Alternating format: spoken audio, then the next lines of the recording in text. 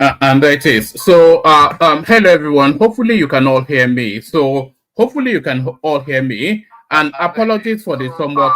Sorry, I can hear myself back somewhere. So let me. Oh, hold on. Let me just let me fix that immediately. Oh, hold on.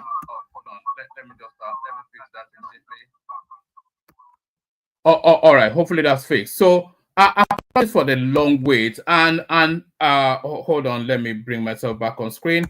So yes. Hello everyone, and apologies for the long wait. The wait is as a consequence of us trying to get hold of a guest, which we've not succeeded in doing. So as early as 3 hours ago, I contacted him, and he said he was ready. As early as yesterday, I contacted him. He said he was waiting. So I think we may have lost him to sleep. That's what I suspect, because I've made endless phone calls to his number, not been able to get hold of him. So these things still happen. I suspect that by tomorrow we'll be able to reach him, and then he'll give us an update. He will appear. Probably have to be rescheduled. So that's just what happened. It's around about 11 something in Nigeria. Going on 12 o'clock now. So I suspect we may have lost our guest to sleep. So these things still happen. But he has been on here before. This is him in a previous appearance. So the platform is a known quantity to him, and he was happy to come back. So this is this is hold on. What happened now?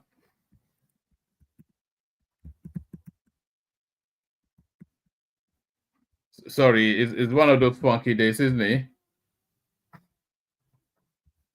So this is our guest in a previous appearance, as I was saying anyway. So like I said, he is a known quantity, and he will join us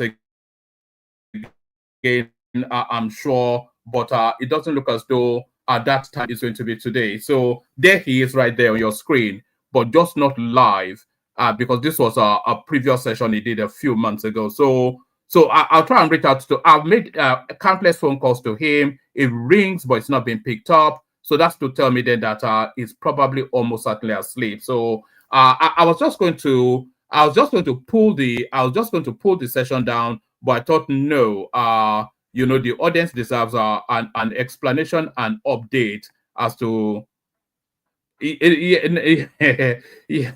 So yes, that's but right there. So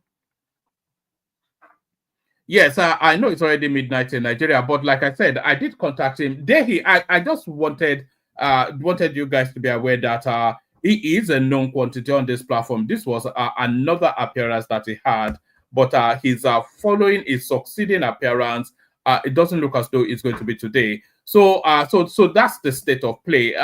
We already had people assembling, and then I was explaining to them, and some of them had to go and do other things. I've still got Choma and Ekene here with me. So I do want to say a couple of things. You were here all the way through as I was chasing up the guest. Good evening, one man. How are you? I'm good. I'm good. Yeah, I don't really Well, I have. could be. I could be better though, because I was as much as I enjoy conversations with you, I was hoping to be talking to OTUNBA. SHOWUNMI. I know, right? I can see that with Mm. your shades on and your long sleeve. You only pull that out for special guests. Yes. But yeah, I wanted to talk about Kemi. I think I have mentioned in the past that I'm very proud of her. And I don't know why, it's the same set of our people. The politicians are the ones that are, trying to drag her. Not even like regular Nigerian citizens. We're all proud of her. She's speaking for us. Majority of Nigerians, they're going through a lot. But the politicians are just dragging her, you know on social media, speaking ill of her politics and what she stands for, and that's not right. And that's why I was telling you guys that Nigerian politicians, they're always looking for someone to use to make themselves look good. You know, they don't have good intentions for Kemi, you know? They just want to stain her white. Think about it. You know, if she becomes a prime minister now, they'll try to use her because they feel like she's weak and she's a female. But I love how she stands her ground. You know, she doubled back and repeated what she's been saying. You get my point? She's Yeah, not but going to does she back have to down. say it though? That's the thing. Does she have to say it? If she's not for Nigeria, I don't think we had Richie Sunak running commentaries on India all the way through his tenure as prime minister. But this Because lady, India, I've got another play. because Let me play India you a clip. is not an issue. You know, it's not that bad of a country. I mean, it's a third world country, but the politicians are not disgracing them every 5 seconds. I don't know if I'm They making sense. are. You They can't are. compare Nigeria. I don't know if you follow I Indian politics, disagree. but they are. You Yeah. can't compare India to Nigeria. Yes. Honestly, I mean, they have like renowned, world-renowned hospitals. Most Nigerian politicians they travel to India like because it's like down the street and it's cheaper, you know, to get proper health care. I don't know if I'm making sense, right? So it's you can't it's not compare you can't compare that. So yeah, I stand with Kemi and I cannot wait for her to become prime minister. And I know she will go all the way there and she will make it. But it's good that she's standing on her ground because guess what? She's not going to be used by these politicians. That's what they were trying to do when she came. I mean, where were all these people when she was, you know, nobody? Where were they? You get what I'm saying? They're always trying to ride on someone's coattail. So Nigerian politicians will stain her white. She should just like avoid Nigerians. All right. Let me send you Choma, let me play you a clip rather that somebody just sent in on still on this Kemi issue. Anything like British culture or American culture. We've just absorbed things from all sorts of other places. So there's nothing wrong with us absorbing more. This is nonsense. If you don't defend your culture, it will disappear. And when people come to a country, they should want to be a part of that country. We are not a hotel. We are not a dormitory just for some people who want to make money and go off. This is our home and we need to look after it. And that means making sure that the people who come to the country are compatible with those beliefs and at the very least do not damage that. I think that means getting more migration from places that are more like-minded, one, but two, making sure that those people who do come to the country, this is far more important, understand that these are the terms that they accept when they want to move to the UK. It's not about bringing the culture from the other place and turning the UK into the place you've just come from. If I wanted to be in Nigeria, I would have moved back to Nigeria. I don't want to recreate Nigeria in the UK. And I think that there are many people who come from countries where they want to recreate what they are familiar with in the UK. That is bad for social cohesion and it is bad for the very things that made Britain what it is. All of those things which I call, I know you use liberal differently in the US, but there's things that I call liberal values, you know, free speech, equality under the law. People don't understand how special this stuff is. Freedom, that being treated the same no matter who you are, whether you're the poorest person or the richest person, the presumption of innocence, something that's thrown away with cancel culture. We've got to fight these things. And I know what it is like to live in a place that doesn't have these things. So it's very, very precious. And I will die to protect those things. And I don't want the UK being turned into the sort of place that everybody else is running from. Somebody has to defend. Yeah, I like that. You know, she's very patriotic. You know, what's wrong with that statement she made? You know, okay, that the past Indian prime minister, is he still there? Is he still in the same position or they let him go? Which past one? Are you talking about Gandhi or are you talking about are you talking about the one that was doing juju prayer? Sunak? No, he was voted out. You mean the British one? You The see British why he was policy. voted out? Do you see why they couldn't wait to vote his ass out? How do you go and be doing juju in front of the whole in public? To prove what? That you're Indian? Nobody cares about that. You're in the UK.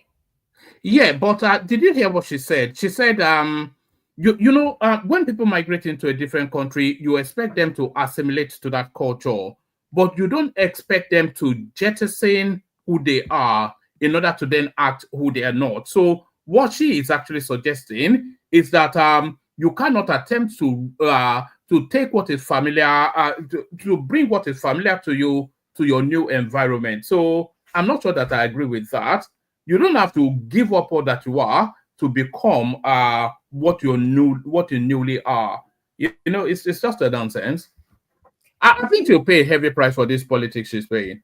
In what way? How is she going to pay for what? How is she going to pay a heavy price? Because it's disingenuous. It's disingenuous. It lacks credibility. It lacks authenticity, it's a bit two-faced. You know, people don't like it when you serve up yourself. You know, or your own, which is what she's doing.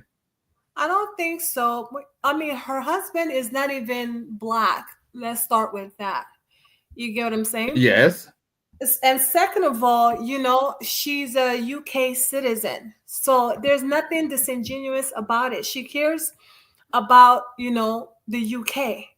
Unlike the Indian guy that was doing juju in public, they couldn't wait to vote him out. Do you see the difference? He didn't assimilate to the culture. He just came there to bring all Indian juju in public, like practicing whatever prayer he was doing. That is not what the UK stands for. These people stand for Anglican and churches and Episcopalian. That's what they're known for. Christianity. I don't know what he went there to do. It's just ridiculous. But I love what she stands for, and she's conservative. I mean, she shocked all of you guys, Baba and you. Remember, you guys were the first one speaking against her, and that same week you guys spoke against her, she was voted the majority leader. Remember? So she's gonna shock you guys again. She's gonna end up being the Yeah, prime minister. but it's because of this sort of politics that she's playing, though. But The that's the politics same of thing you guys. sacrifice of. But that's the same thing you guys said when she was voted. You know she's playing right wing. You know she's playing right wing politics. You know she's playing right wing politics. I don't think so. She's I mean, she's conservative. She's doing what she had to do to get to the position she wants. But there's no. I don't care how Nigerians feel about it. Every statement she made about Nigeria is all facts. Why are you guys offended? I mean, did she lie? Which part of her commentary shows that she lied?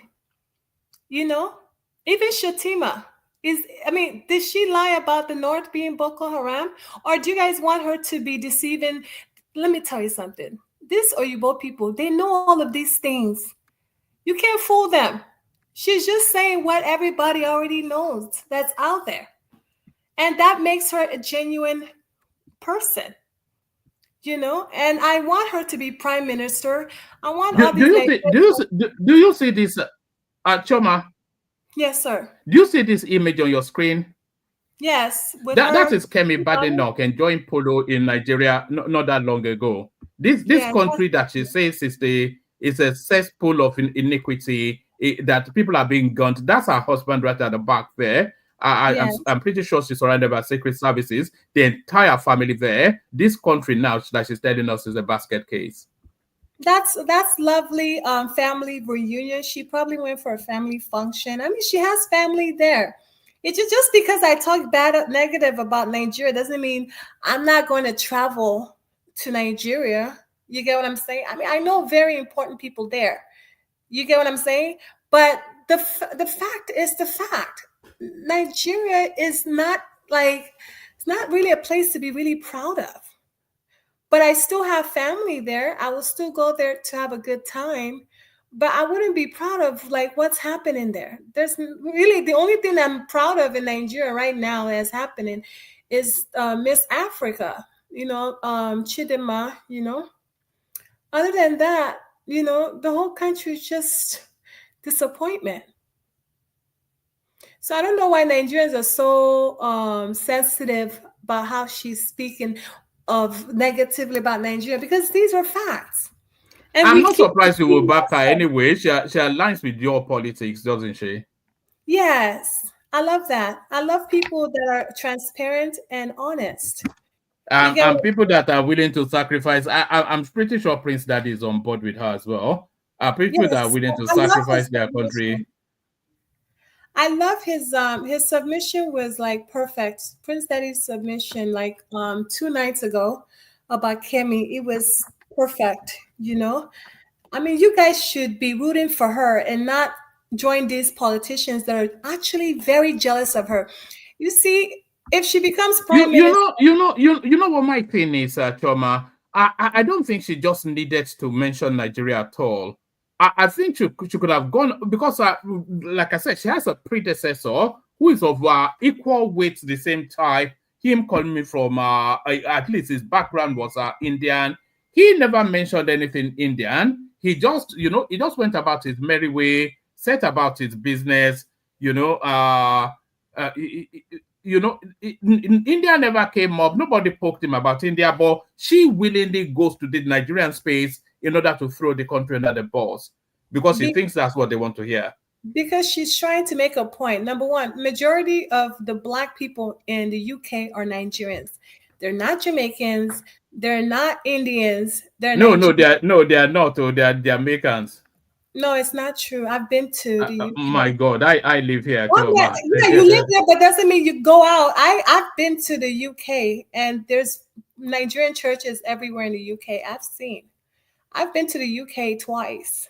I know the turn up is real.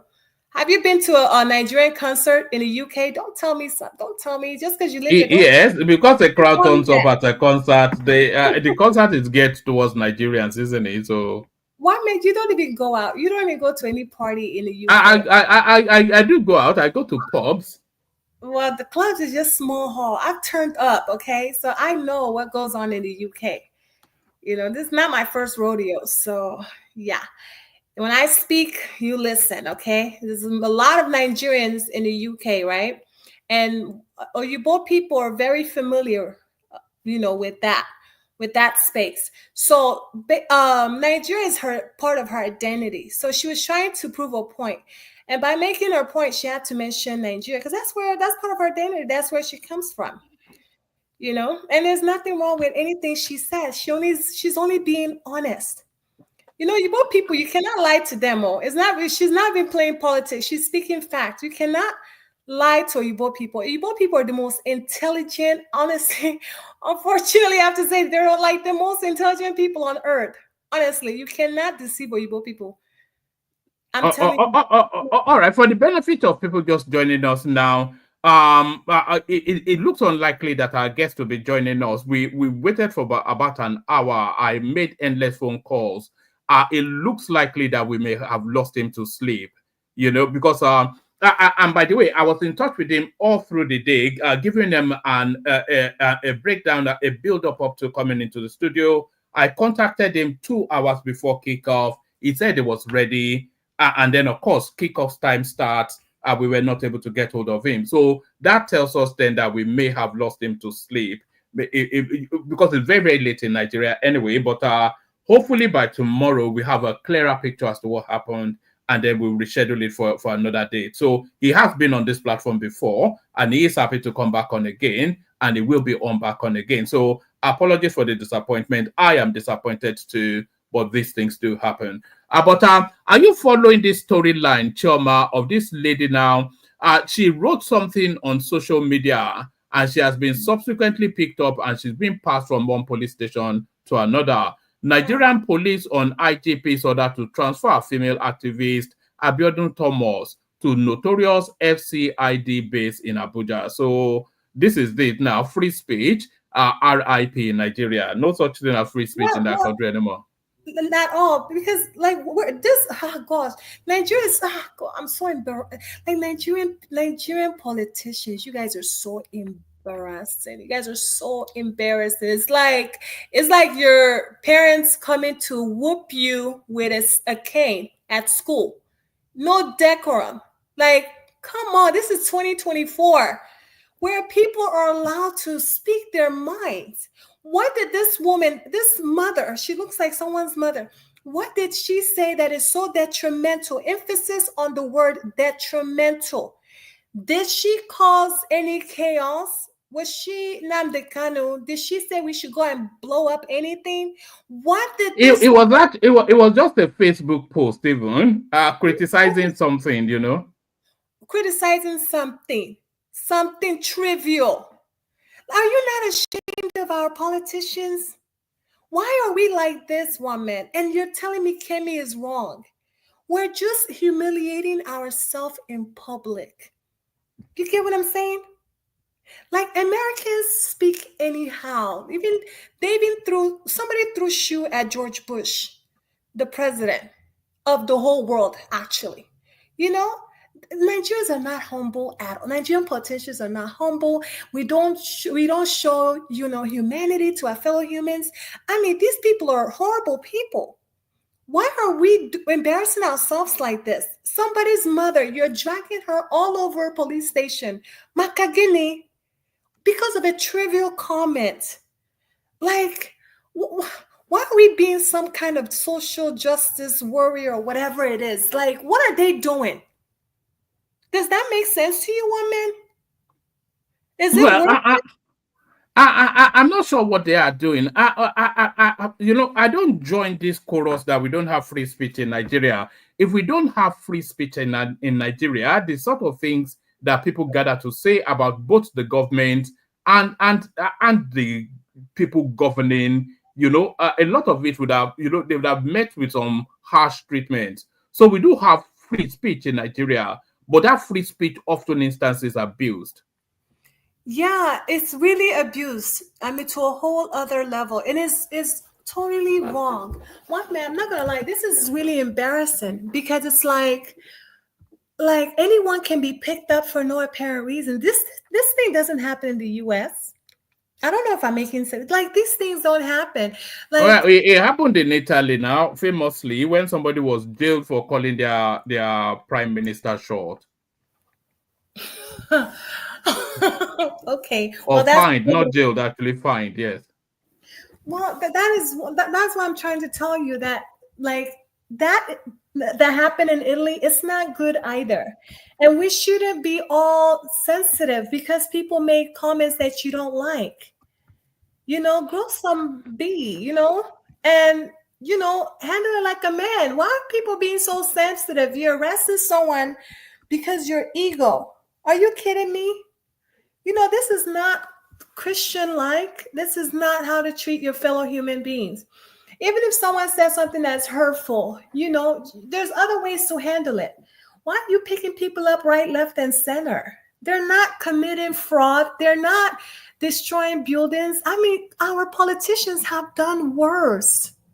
Literally worse. This poor woman is just being dragged from one police station to another. Are we not ashamed of ourselves? This is embarrassing, and that is why I will always stand behind Kemi Badenoch. Whatever she says about Nigeria, it is a fact. And I will literally go there and tell all these Oyibo people, our country is bad though. Our politicians are horrible. All of them, they're horrible human beings. I'm not even sure they're humans. Because how can you be dealing with your fellow people like this? It's horrible. Just saying that this woman is in jail for something trivial really just pissed me off. It's not right. All right, Zita joins us. So Zita, I suspect you were expecting to be having a different conversation, but our guest has been a no-show. We've tried to reach him, but his phone was ringing, not being picked, which may tell us then that it's falling asleep, probably, almost certainly. Because it's very, very late in Nigeria anyway. So yes, we were not able to. By tomorrow, we'll have a clearer picture, and then we'll know how we move forward. I suspect that he will still join us sooner rather than later, but almost certainly not today. Zita. One man, this Kenny, I want him to know his mother is going to be the next person to be picked up, because what is wrong with this? Who does he think he's talking to? Does he know? Nobody can pick me up in Nigeria. Like, do you even know the people I know? Go and sit down, okay? I'm not even abusing. Who do you know? Do you know Babangida? Look at you don't know the power I have, boo boo. And I'm not even abusing it. If I know your first and last name, I can have them pick up your own mother. Fool. Because you know some local government chairman, you want to be harassing people here. No, I'm just saying, like this small boy, Kenny, boy, I'll go pick up your damn mama. Don't pick up his mother.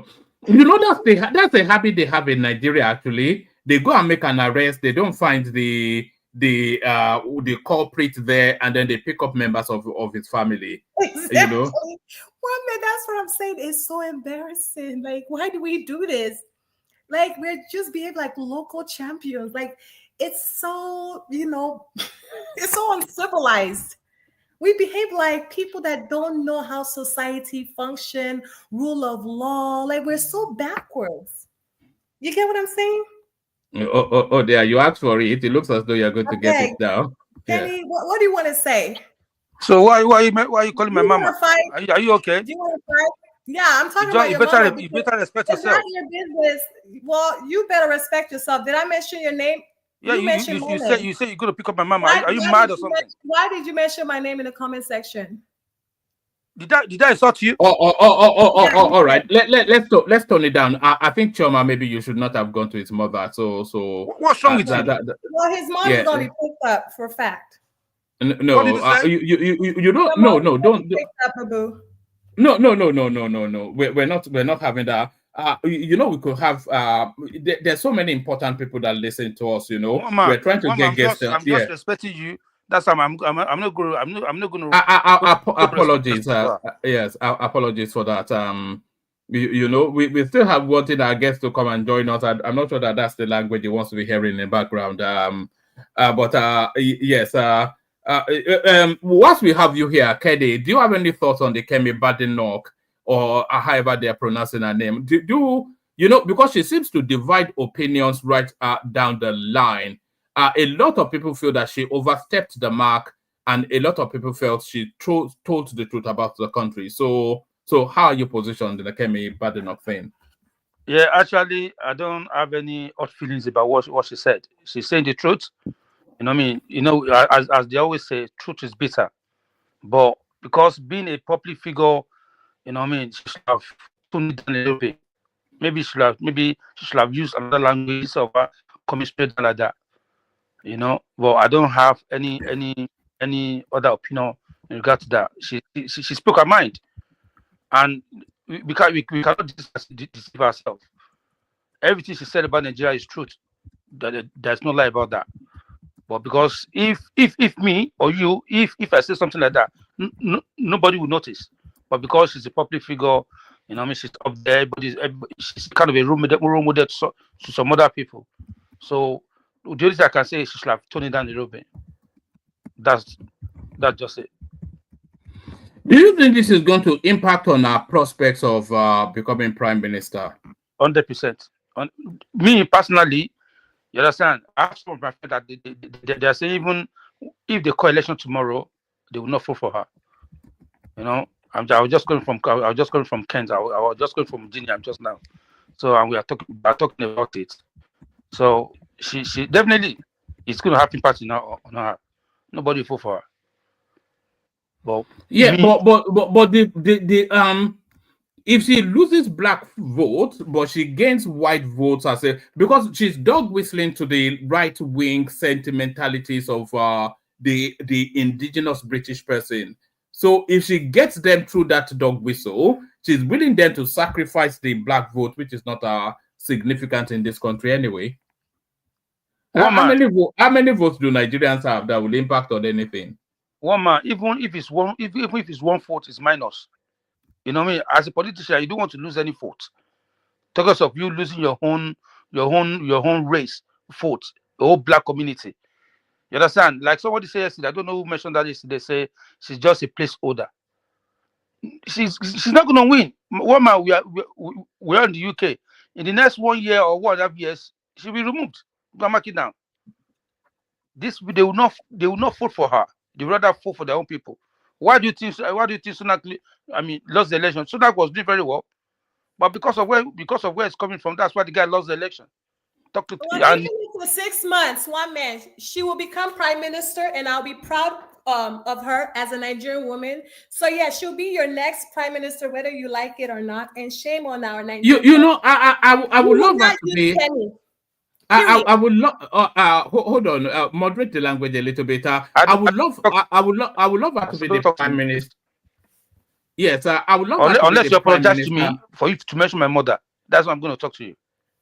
Did I call your name? I was not talking to you. I was talking to one man. Okay, better. But Chioma, please don't mention don't mention people's mothers going forward. I don't even know his mom. I don't know him. I don't know him. Yes, but let's not do that. I don't even know him. I know. Please, behavior, please. Yes, I know somebody named Kenny on the comment section. Hold on. Let me. You know who I am? Hold on. Can you hold on? Who are you? No. Are you out of your mind? Hold on, Kenny. Can you hold on? Sorry, you may be surprised that some of the people that contact me off the back of this platform. You'll be surprised. I could tell you privately, Chioma, but there are some important people that actually pay attention to what we do. Very, very important, in fact. You know, you may wonder how I get this guest. You'll be surprised at where this platform reaches to. So if we don't sanitize the language, then we might not reach further than we've reached. So it's up to you guys, you know. But when you are doing mothers and nephews, then it's not really the template that serious people want to come to. These are grown men that went through secondary school, that went to college. Okay, they weren't in a cave. So I'm sure they have heard "fuck you" before. Oh no! I did you hear what I just said? Come on now, Chioma. No, don't do that. I'm just saying they have heard those words before. No, yes, but it's not their language of choice. You didn't even listen to anything I just said. It's not, it's not a language becoming now. It's not the language of anybody's name. That's the most important thing. I didn't mention nobody's name. People be mentioning my name for no reason, talking about I'm going to be picked up. Like who's going to check? Who's going to pick me up? Please. Yeah, but don't mention his mother, please. That's just what it is. Or anybody else is. Me that somebody's gonna pick me up. Me? Who you are? Are you Miriam Babangida? What is the whole you? I am more than that. The whole 5'4" of you. I wish they would. No, I wish they would. I wish they would try to pick me up. Shoot, nonsense. Be careful what you wish for. We're in that climate of picking. We're in that climate of picking people up now. Don't be careful what you wish for. Really, Nigeria? Yeah, it's a joke. That's why I stand with Kemi. Because it's like we're really behaving like barbarians. We need to act like we're civilized. You mean by insulting people's mothers? You mean that's the civilized behavior? Okay, one man. I know. You need to see where I'm coming from here, right? He mentioned my name. I don't play that. I mentioned your name. I mentioned your name. Did I mention your mother's name? All right. Let's know. All right, guys. In such an impulsive way. All right. Let's not go down that rabbit hole. Let's instead hear from Lou, the artist formerly known as Bia, now transmuted into Lou, who makes a rare cameo appearance. So Lou, why are you still awake this time of the night? Yeah. Oh man, your troubles woke me up. You what is all this? How are you? How no na luari ogo ko mo aka. Oh, that show. No, that I do not show. I'm telling you. Are you still baby breastfeeding? I beg now. This is Chioma. She has the looks of Hollywood, but the mannerisms of Ajegunle. Kenny, I apologize on her behalf. I beg. That's fine. Chioma is our own person, our sis. Yeah. Don't worry. Let me go marry at last. I'll go marry him at last. Don't worry. No, I know. Yes, you make her your 11th wife. Yes, now. Ken is a big boy. You don't know Kenny, but I can tell you that Ken is a big boy. You know. Maybe let Madam AI go before me, Nabi. She was here. Yes, we try to reach her, but you know Zita. She when she's ready to engage, she will. We called her earlier, but Okay. Oh, you are in the UK though, so you have a front row view of this Badenoch narrative. Are you following it? Do you have a position? Sometimes I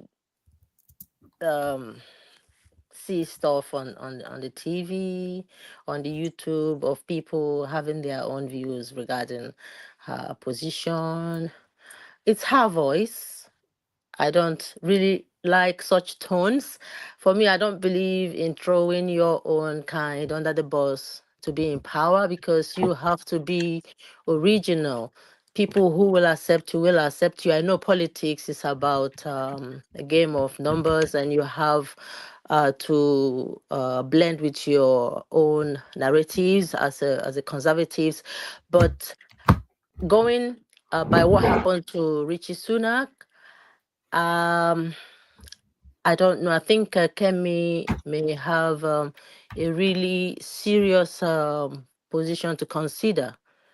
I know in the UK, um, there are a lot of people here who want their prime minister to look a certain way, to act a certain way for some reason, except maybe the people of the party choose you, like the way they chose Sunak to rule. But when it came to voting, the voice of the people may differ from the party's voice, if you know what I mean, one man. I would like her to go far as a lady, because I support women to go far. How I wish she can tone down, putting down some putting down Nigeria for her to excel, because after all, Nigeria is sovereign. I'm a Nigerian, definitely a Nigerian, and I'm not happy that she's playing a sort of politics. You've got a Nigerian or Yoruba blood running through your veins that is making you, it's made you who you are, whether the environment favored you or not. You are still alive. When you were there, you were not, she was not unalived. And I do believe that she should have won the country with pride, and still played the politics in a way that she would go far, because there are a lot of people from that side in this country that will vote, and other Africans who are, I don't know how to say it, but on that day, I So will go out. I will go out and vote to make a point. One man. I don't normally usually vote, but I wouldn't want anyone to talk down my country, even if it's a shithole. It is sovereign. They are doing their best. There is no country that is perfect. I don't believe someone who is. If you say we reverse the table, and there is a Kemi in Nigeria trying to become the prime minister, there would throw the UK under the bus about crimes on the street, of knife crimes and all that. You know, there are a lot of things happening here that the media may not cover.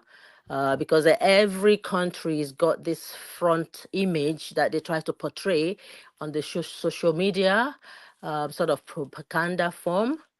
Nigeria may not, for now, are not playing that role very well. So a lot of citizens have different voices lashing out on what's happening in Nigeria. Doesn't not covering the good part of Nigeria. Yeah.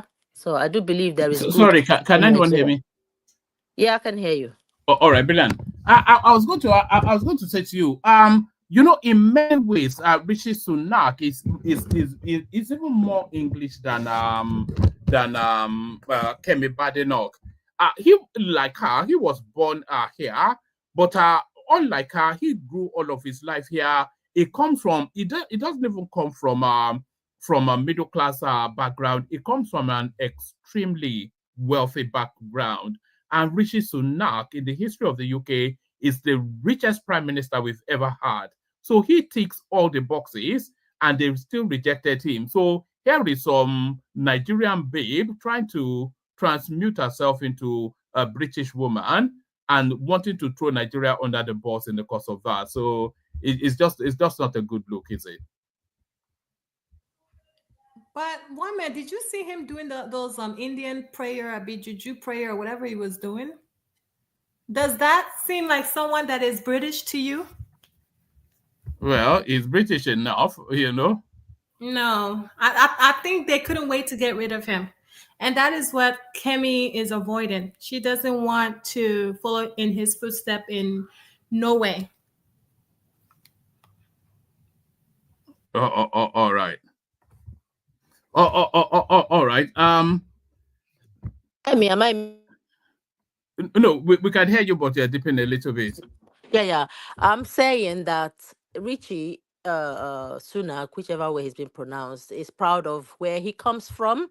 He wore his origin with pride, and no matter how you hide, no matter how you pretend, um, you can never be anyone else. You are who you are, regardless where you are born. To be honest, when the time comes for voting, Chioma, you would understand the politics in the UK is different from the.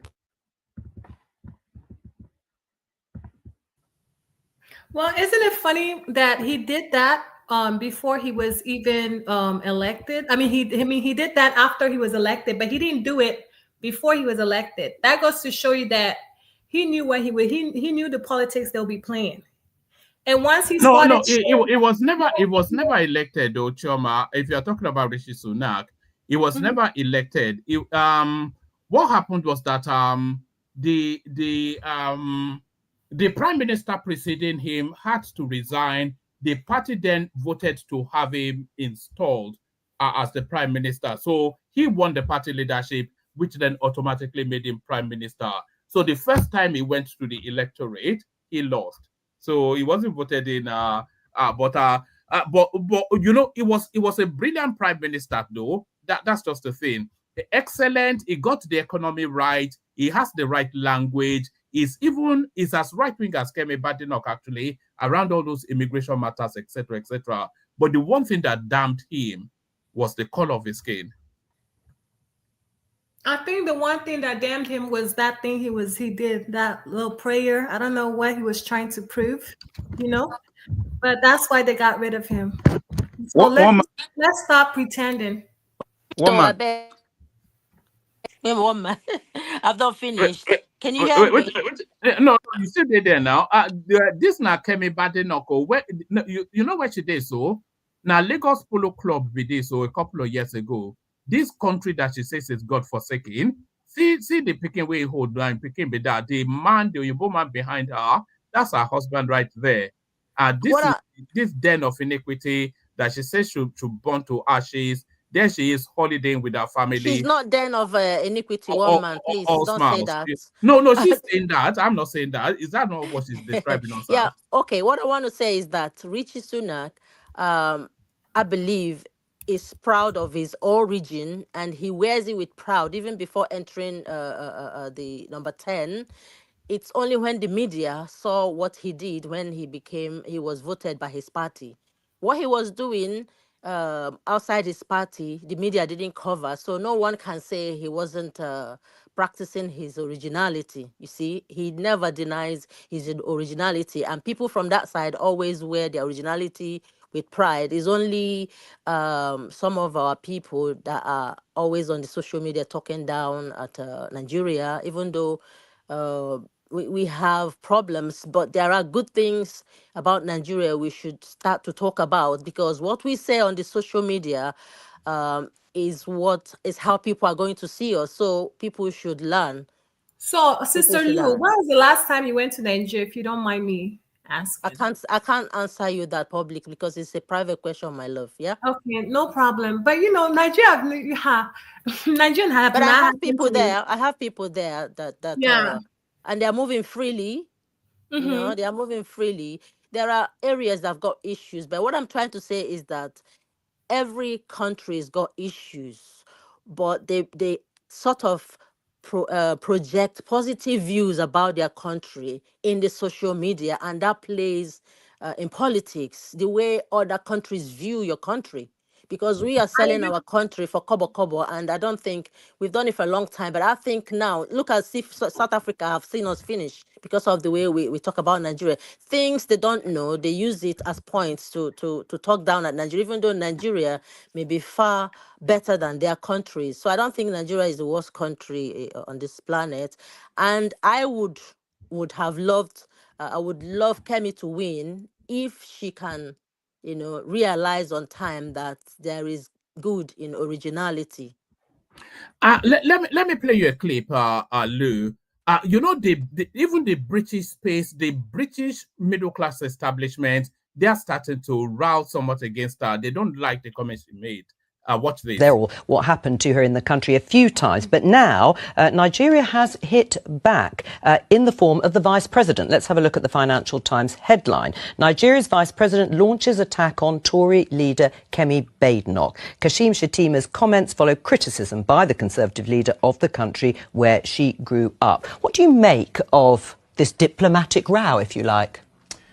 It's not a very good look for Kemi Badenoch, I would say. But ultimately, when politicians make comments like this, it's always for their own political capital. And I would say the comments of the Nigerian vice president very much buy into something which is happening in the Nigerian media, where there are lots of media figures who attack Kemi Badenoch. And so the Nigerian vice president has seen that and has decided he wants to cash in on that anger for the way that she's speaking about the country that she grew up in after she was born in England. But at the same time, you never saw Priti Patel or Rishi Sunak talk about India in the way that Kemi Badenoch talks about Nigeria. And I would simply say, if you are a Brexiteer and you're saying we need to be expanding our global trade beyond the European Union, we want to be looking at emerging markets for growth, fastest growing markets, don't slag off one of the fastest growing economies in Africa with one of the youngest populations that you have a personal link to. I mean, the Nigerian vice president told her to change her name. That's embarrassing. Imagine how her family must feel about that.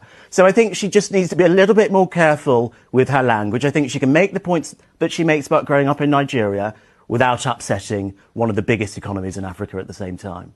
I mean, I suppose she might. So even the British establishment is recoiling. They're recoiling from our commentary. Yes, there are some. I have some English people around me, and listening to that, they were actually surprised. Say they know there are people that they can set you up to do things, but they know if you're a betrayer, for some reason that they can't trust you.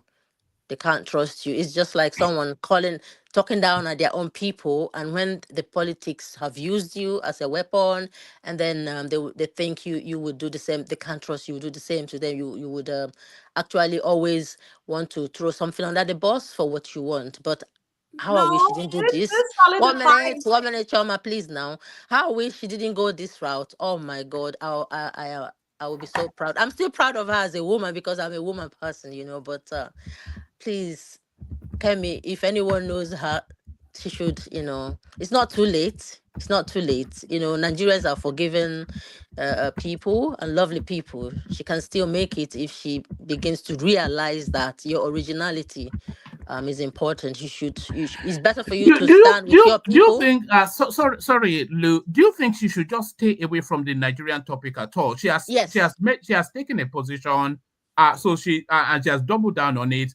But going forward, she should, because if they lock her into that conversation, she may never recover from it. She should retire from talking about Nigeria for now. But if she wins or gets closer to becoming prime minister in this country, Nigeria is important in business, and UK, for some reason, at some point in time, may need Nigeria. And if she's not in good terms with Nigeria, how is the relationship going to be? I don't think the people that put her there. Sorry, Choma. No, it's not true. And Lou, there's a very strong possibility. There's a very distinct possibility that Tinubu may well be making a state visit to England fairly soon, actually, to counterweight his state visit to France. So if Tinubu makes a state visit to England, to Britain, then he has to be received. Traditionally, they are received by both the sitting government and the opposition. So how is she going to receive Tinubu against the backdrop of her commentaries on this country? Well, it's not too late for her to make things to smoothen things. It's not far gone. There's still chance for her to kind of maybe not retract, but to re-examine her statements and position to make it clearer and a bit, give her a good landing, soft landing before President Tinubu comes to visit, to make things easier, because she wouldn't want to. I'm not. She shouldn't be in that position. Chioma, it's nothing to Why does be she proud have to about this. receive President Tinubu as what? As This the is the new thing. president. I beg It doesn't you, matter. please. No, it doesn't. Tinubu, he can go visit the other prime minister. She doesn't have to. No. Traditionally, that's how prime ministers are received. Foreign presidents are received. They are received by the entire government, including the monarchy. They'll get an appearance with Prince Charles. He'll make some joke in pidgin English. Sat in the front pew will be the prime minister, the leader of the opposition, and then the delegates, and then the other row of the pew is the visiting. So that's how they're received.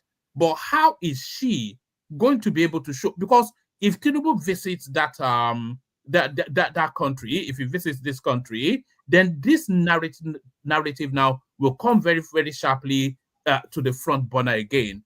I think she's made, somebody was actually inviting that maybe she's not just suited for the role. Well, something's going to happen, but we shall see. One person will bow, and I don't know which, but I do know Nigeria is a powerful country, regardless how it seems now. There are things that we have they need, to be honest, but we don't know what we have until you're on the ground. Then you know, because they are saying Nigeria is bad, but all these people are trooping down to our country. Yeah, so that's my submission. Thank you. All right, so that brilliant. So that's the excellent. One man, Kemi doesn't need to be sticking up for Nigeria whatsoever. Like I said, Oyibo people, they're not. But what about speaking down on Nigeria? It doesn't matter. She's not speaking down. She's speaking facts. That's the problem. You cannot keep defending nonsense. These people are not foolish. Oyibo people are very smart people. And it's not that she's betraying. She doesn't owe Nigeria any loyalty. I'm sorry. I think you are missing it. She's not down the wine bar having a chat with her friends over a glass. She's the leader of the opposition with a very good chance of becoming prime minister if the votes swing her way. So with that comes the responsibility of moderating language. You know, Nigeria is a very important country, as that guy just commented there. One of the fastest growing economies in the world, certainly the fastest growing in Africa, the most vibrant youth population, a really senior country in the global space. What would happen if she wins? If she becomes prime minister? Because this thing will backfire on all of you guys that think, oh, she doesn't have a chance. What if they end up? How does it backfire on her? Because she's speaking facts. These Oyibo people, they know what's going on in your country. Forget. I think you are too fixated on that. We're talking about her. You know, it doesn't really matter what your personal thoughts are. If you are in this senior sort of political position that this lady finds herself, you will moderate your language and couch it in veneers of diplomacy. For somebody that wants to be prime minister, absolutely of the United Kingdom, which is known globally for civilized language. And guess what? Nigerians, we have a reputation even in the United Kingdom. Facts. For being Agbero in the way we speak. All right, let's bring BT in. Let's see if BT is ready for us. I think he may have come in for the Badenoch or Badenoch, as they have now rebranded her. What's your take on this space, BT? Yeah, good evening, one man. Apologies, by the way, our guest. I think that's already you promised me the man from Ogun State. I had my questions ready in regards to Ogun politics, and here we are. It didn't show up. Yeah, so we're back with Badenoch again. So let's go. But the Badenoch story, the Yorubas would say that all laundry are not meant to be sun dried, right? They are right. Do I get it right, one man? You don't put all your absolutely, yes. There's some things you don't say, not because they're not true, but because there's no need to say them, because it doesn't make any difference. They will always also say that they say there's always this prayer to the gods that you pray to gods that if you cannot help me, at least don't hurt me, don't harm me. If you cannot help me as a god, don't hurt my case. So if what you're saying does not help Nigeria, then don't hurt Nigeria at the same time. I think that's the issue here. So using Nigeria as a political tool, I mean, so far it's been effective for her. I will not lie. In that conservative space, she's moved up the ranks, right? So far it's been very effective. If she becomes the prime minister, then she has to deal with Nigeria, where she will be forced to be diplomatic in the utterances, right? At some point, as the prime minister of the UK, you cannot take that defining tone at the same time when you become the prime minister. So if she becomes the prime minister, she has to change the tone. Now, would Nigerians be receptive at that point? Like, would they still be open to having conversations with her at that level? So that's what she needs to be careful of. Imagine BT, a trade opportunity that presents between Britain and some other country, Germany, let's say, for instance, with Nigeria being the opportunity. Who gets that against a backdrop that the prime minister has already described us as a shithole country? Yeah, I mean, she has to be diplomatic. There are many deals that Kenya got from the US because of Obama. So your personal relationship to those countries should be leveraged to get access to the Nigerian market. That lately has become so very, very competitive for lithium and other natural resources like that. So the UK, they're hoping that they can use a personal relationship with Nigeria. You know, that will help them when it comes to negotiations, right? So, but if you've already destroyed that bridge with your home, your parents' country, it doesn't really help your country, your place of birth, UK. So she needs to be very careful. All I'm saying is this one, man. She needs to learn how to be diplomatic as leader of the opposition. You can say whatever you want to say. I mean, I share a sentiment in regards to her saying that she said she was Yoruba. I mean, Chidi Amanda also said the same thing about being Igbo. That, you know, I read a quote from a few weeks back. She talked about because of the way the countries were put together, that you really are from your ethnicity, not the nation, because it was a white country. So I get that part. We tend to identify more with our tribes. So on that part, her saying she's Yoruba, Chidimana says she's Igbo, and people saying that Arewa, that is fine to say. But this idea that you went to ISL. She was also quite scathing about our commentaries on the North. That was problem because borderline bigotry. Yeah, because the whole North, we know they're not all Arewa, they're not all Hausa. The middle belt is not, you know, so just lumping people up, and that is unfair to the North. So you can say you're Yoruba, it's fine. Okay, I'm a proud Yoruba man, I'm a proud Egba man, you know that. But is that what leans you towards a little bit involvement of Yoruba? No, but Yoruba nation. You know my position on that. I've made that very, very clear on the platform. You can advocate for something, but at the same time be very diplomatic in the way you approach the issue when you know it's a very sensitive topic. Okay, so you know, I don't know where she got this right wing. No, thank you for reminding me. You know, thank you for even reminding me. Do you know where that talking point? It comes from the parents, and it happens here in the US too. So most people, when they leave Nigeria for the abroad, like we say, they leave out of frustration, maybe failing business or something happened, and you know they're forced to relocate to the UK, US, or whatever. They unfortunately raise their kids to hate Nigeria.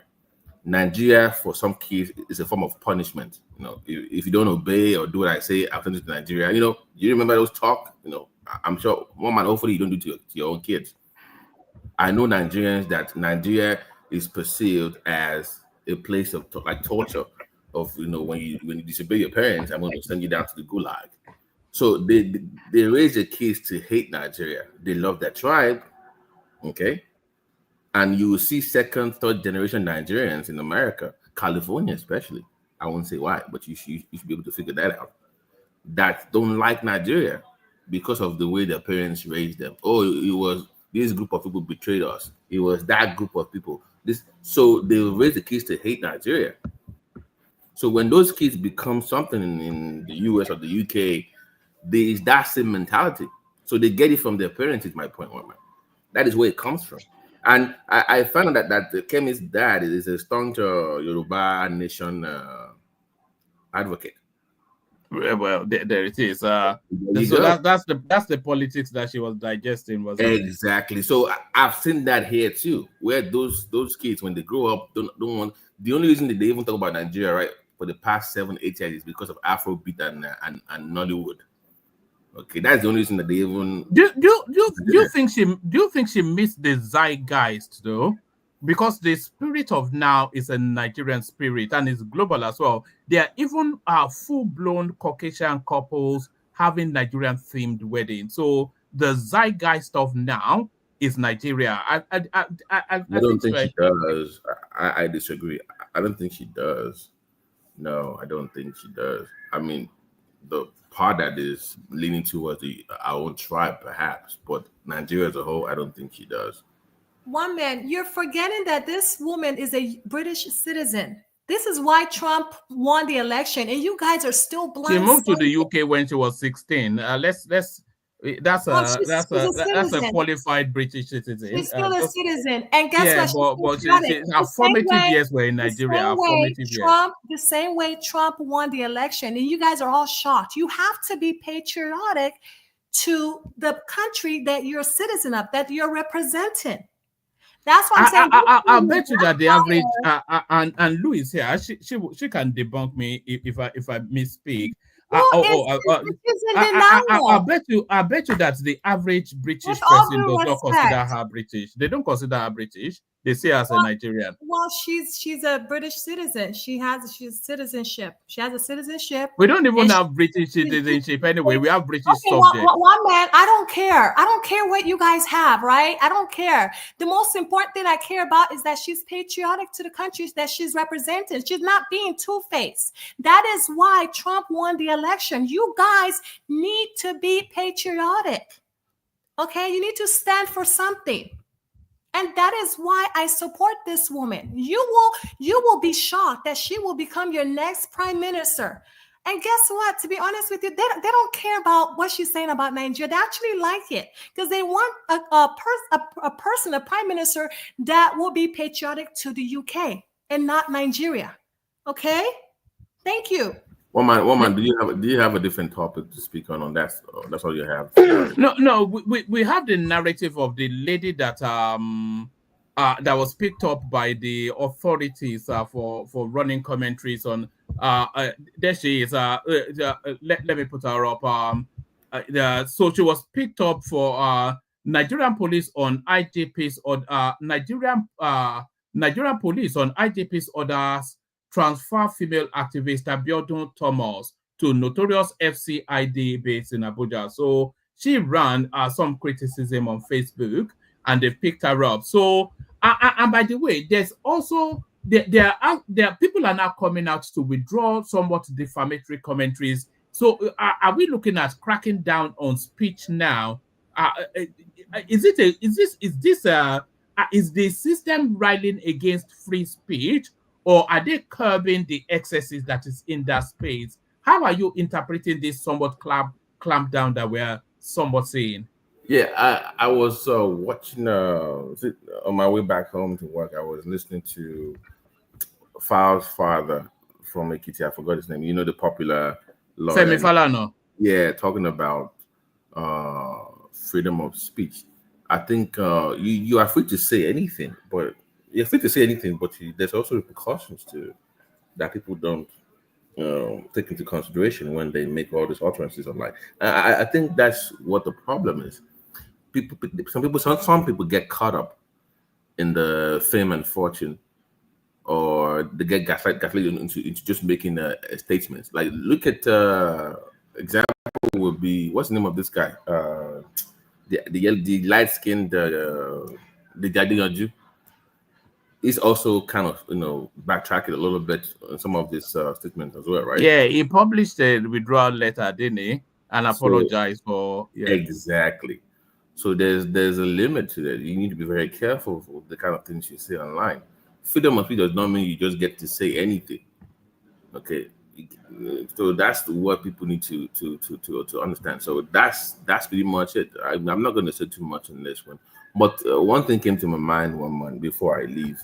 This Abuja land grabbing story of Wike, right? Yes. So I know I was just like, I didn't have anything to do early today. I'm like, let me just take my time and just read the story and the case. I'm sorry, Wike. I know we don't like the way he approaches something, but he was absolutely right. Absolutely. That was like, they were the ones land grab. 42 years, they offered for you to pay 60 million naira for the land for almost 7 months. You chose not to pay. Okay, so I know we don't like people don't like Wike, they don't like the APC or Tinubu, but let's be objective. He has every right to put them off that land. As a matter of fact, they should be prosecuted. Okay, if you're a construction company, you come there, they give you a temporary site. They have one in Eco Atlantic right now. They call them life camps.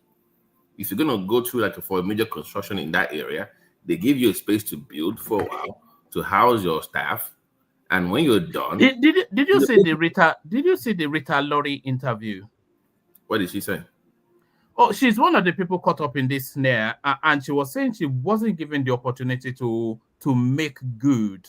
And then suddenly there were bulldozers surrounding her property, to the point that Nigerians do that a lot. One man, Nigerians lie a lot. The same thing happened with in Lagos during the so-called demolition of buildings close to the canal. They give these guys notices months ahead, years ahead, but they have this idea that they can get away with this. Let me bribe somebody in government. I know somebody that knows somebody that knows somebody. It's our mentality. We think we can always get away with things. We don't like following due process. They gave her and her group an opportunity to buy the property, to pay the fees as far back as February for 60 million. They chose not to. Okay, and they don't have any legal document linking them to the land as a temporary lease site. Yes, for her husband, yes, but not her. But Nigerians, it's like we have this sense of entitlement. Okay, I don't know what it is with Nigerians, but we just think we can get away with things. And when somebody brings a case against us, we will bring all this emotional blackmail into it. We start calling on God. We bring tribalism into it. We bring religion into it. Okay, this has nothing to do with her being female or her husband being in the military or having been there for 42 years. They have no right occupying that government land, and they've been on that land for 42 years. And you are offered the opportunity to buy the land, and you chose not to. And what do? You go to the media. So it's a Nigerian mentality that annoys me sometimes. I don't get it. Okay, so as you don't get it now, let me say good evening. Good evening. No. You notice, Tony, that we are not having those sort of. So this okay, good evening, sir. Good evening, sir. A relaxed session. But BT is very difficult. Do you know Rita Lori Hotel in Surulere? No, I don't. But are you aware of the Rita Lori the Empire? Name sounds familiar. The name sounds familiar. Yeah, it's a satiated and marinated name within the Nigerian society, the upper echelons of decades into that space. So it is not that name, and the entity of that woman is not an unknown quantity. You're talking about wealth. That's wealth right there. So I'm saying that only to say that if they had given her the opportunity to pay 60-40 million, to say even that driver will go and pay that, and she was showing us receipt after receipt that they've attempted to pay this. 3 FCT ministers running, and they are bogged down with the bureaucracy of it until they start to roll out bulldozers against their property. Do you believe that? Well, she was quite passionate in her. She was quite passionate. Does not cut. Woman, this is what we do as a people. Okay, this is what we do as a people. Like I said, this is of entitlement. Okay, because you're rich, because you know someone, because you think you can get away with it. It's a Nigerian problem. In all aspects, in all areas, in churches, in mosques, in the government offices, from the rich to the poor to the middle class, at the embassy, at the airport, at the seaport, even in the abroad, even in abroad, is that they still carry those ideas. They still bring it here. You see it all over the place. Like somebody owes them something. Oh, just pay the fine. We've been here for 40 years. We just pay the fine now. So no, you won't. Get your ass off the land. But she has to. No, the 40 years into that land, though, so I don't think they're getting. She has access to the presidency, so she could just go to Tinubu and ask if you have access to president for 80 years. Doesn't give the fact that you are occupying government land illegally. Let's stop doing that big management. No, it's not actually illegally because they bought it and they've just not perfected the papers. They did not just turn up on the site and started to build. So you were on a land for many years and you did not even bother. You see, one man, let me give you an example. Somebody buys, there was a story of this guy, very young man. He bought one of these properties close to the canal for 80 million naira. Okay, 80 million with no paperwork. So you're telling me you paid 80 million naira for a piece of property close to a canal, and you couldn't pay 5 to 10 million naira to get a lawyer to look at your papers? You see what I'm saying? That's the problem. You will pay prime fees for expensive property or cars or whatever, but you won't do your due diligence. Okay? Why don't Nigerians do their due diligence when they spend money on anything? I don't get it. If you're going to buy any government property or buy anything close in the prime estate, the prime area, pay the 5 to 7 million naira, get somebody to look at the land stuff for you, pay the fees. But all these cutting corners all the time, shortcut, that mentality has to stop. I think I told you before. I have someone that I was even talking to like a few weeks back. I've known him for years.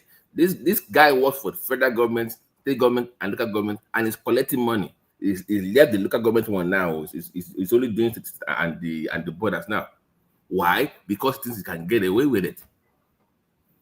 We just have this, like we can just do anything we want, and if we are caught, we will beg and say, "I beg, sir, egg yourself. It is not my fault. It's the devil. And let me pay a fine." Why are we that way? You can't run a country like that now. So you don't tell me because she knows the president or she knows somebody in the White House or whatever. It doesn't matter. It shouldn't be that way. Let's start doing these things the right way.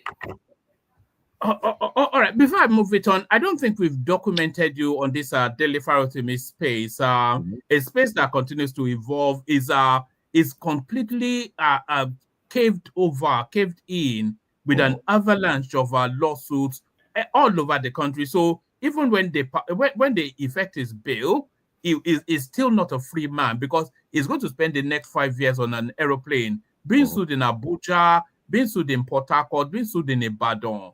You know, a petition at the whatever ombudsman or body that is in charge of the legal profession to disbar him.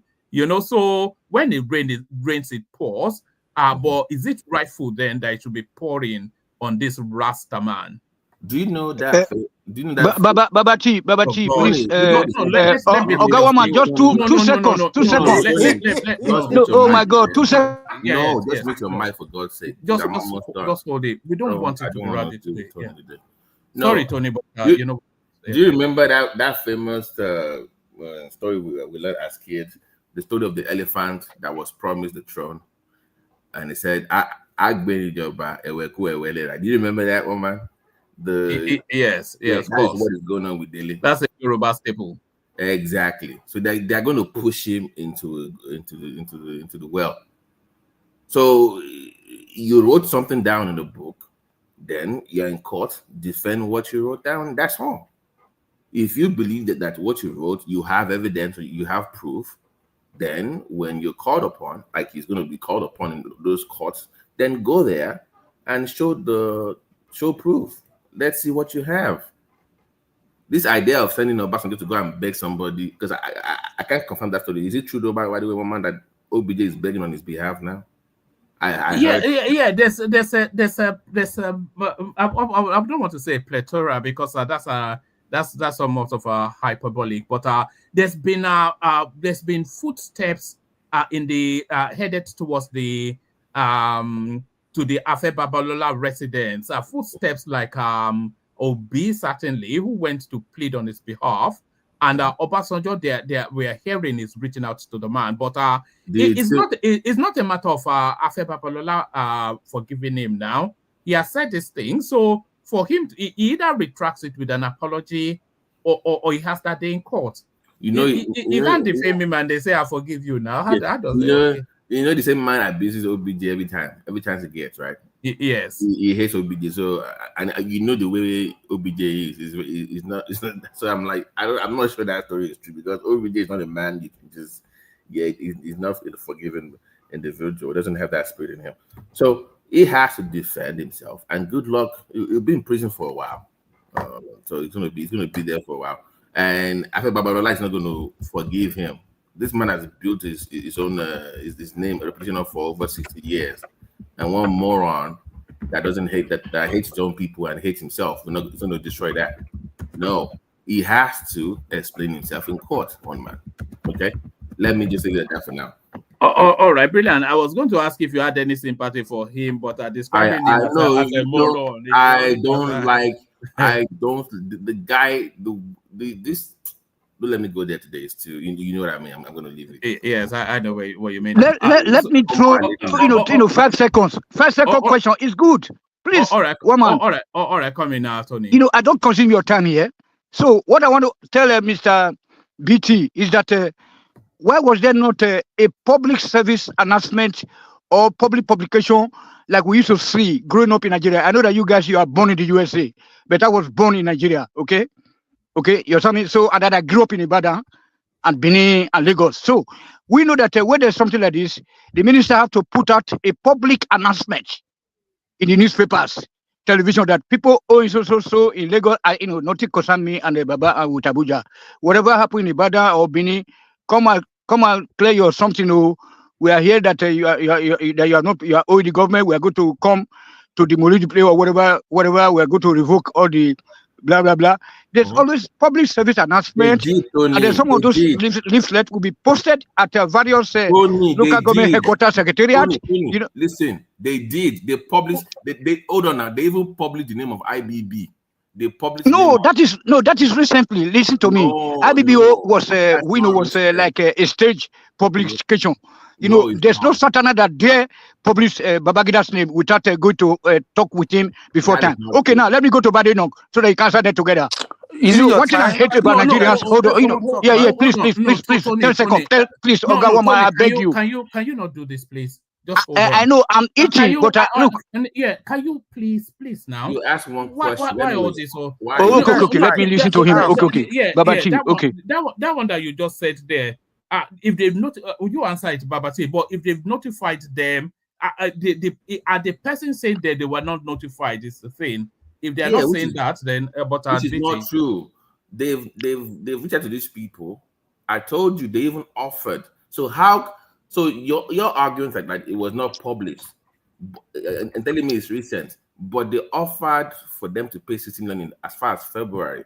So what is the publication of their names in the newspaper? What difference does it make if I come to you 7-8 months ago to do the right thing and you chose not to? What the difference does it make for me to publish your name in public in 2-3 months prior to coming? You don't want to pay anyway, so what difference does it make? So I don't know why Tony is bringing publication of. Yeah. I should mention my name now. I mean, they should without publishing their names, they have to say, okay, whoever is having a plot of land in Ibadan, in Benin, in Lagos, in Sulere, in Kuba Hill, in Molete, please, so we are checking on these lands. If you know you have not regularized your paper, please report to the nearest government office. Tony, do you listen? I just told you. They told them, they offered them a price to pay. No, that is fair letter. See, that is fair letter. We're talking about public announcement. You know, you didn't grow up in Nigeria. In Nigeria, they usually put it in the newspaper and in the television. Yeah, they will not. To what end? Do you know the difference between Hold on. The public announcement is to make the people affected aware that they need to regularize. But Thank you. They made them aware. So what's they offered them to pay? They even offered them. Are you talking about? No, but right now, woman, they can deny it that they didn't get no letters. You know what I'm saying? But we are talking about public service announcement. What's the purpose of the public announcement? Is it to make it's to be it's to be announced in the TV station or a newspaper pages. I don't want to mute you or remove you now. Just don't try and overrun the conversation. The purpose of the purpose of the public announcement is to make the people affected aware that this is the situation. So the people affected were already made aware, as BT just told you now, of the situation. Not only were they made aware, they were offered a deal. So it is not a narrative of unawareness, it's a narrative of inaction. So it's not, I'm not sure what the public, but woman,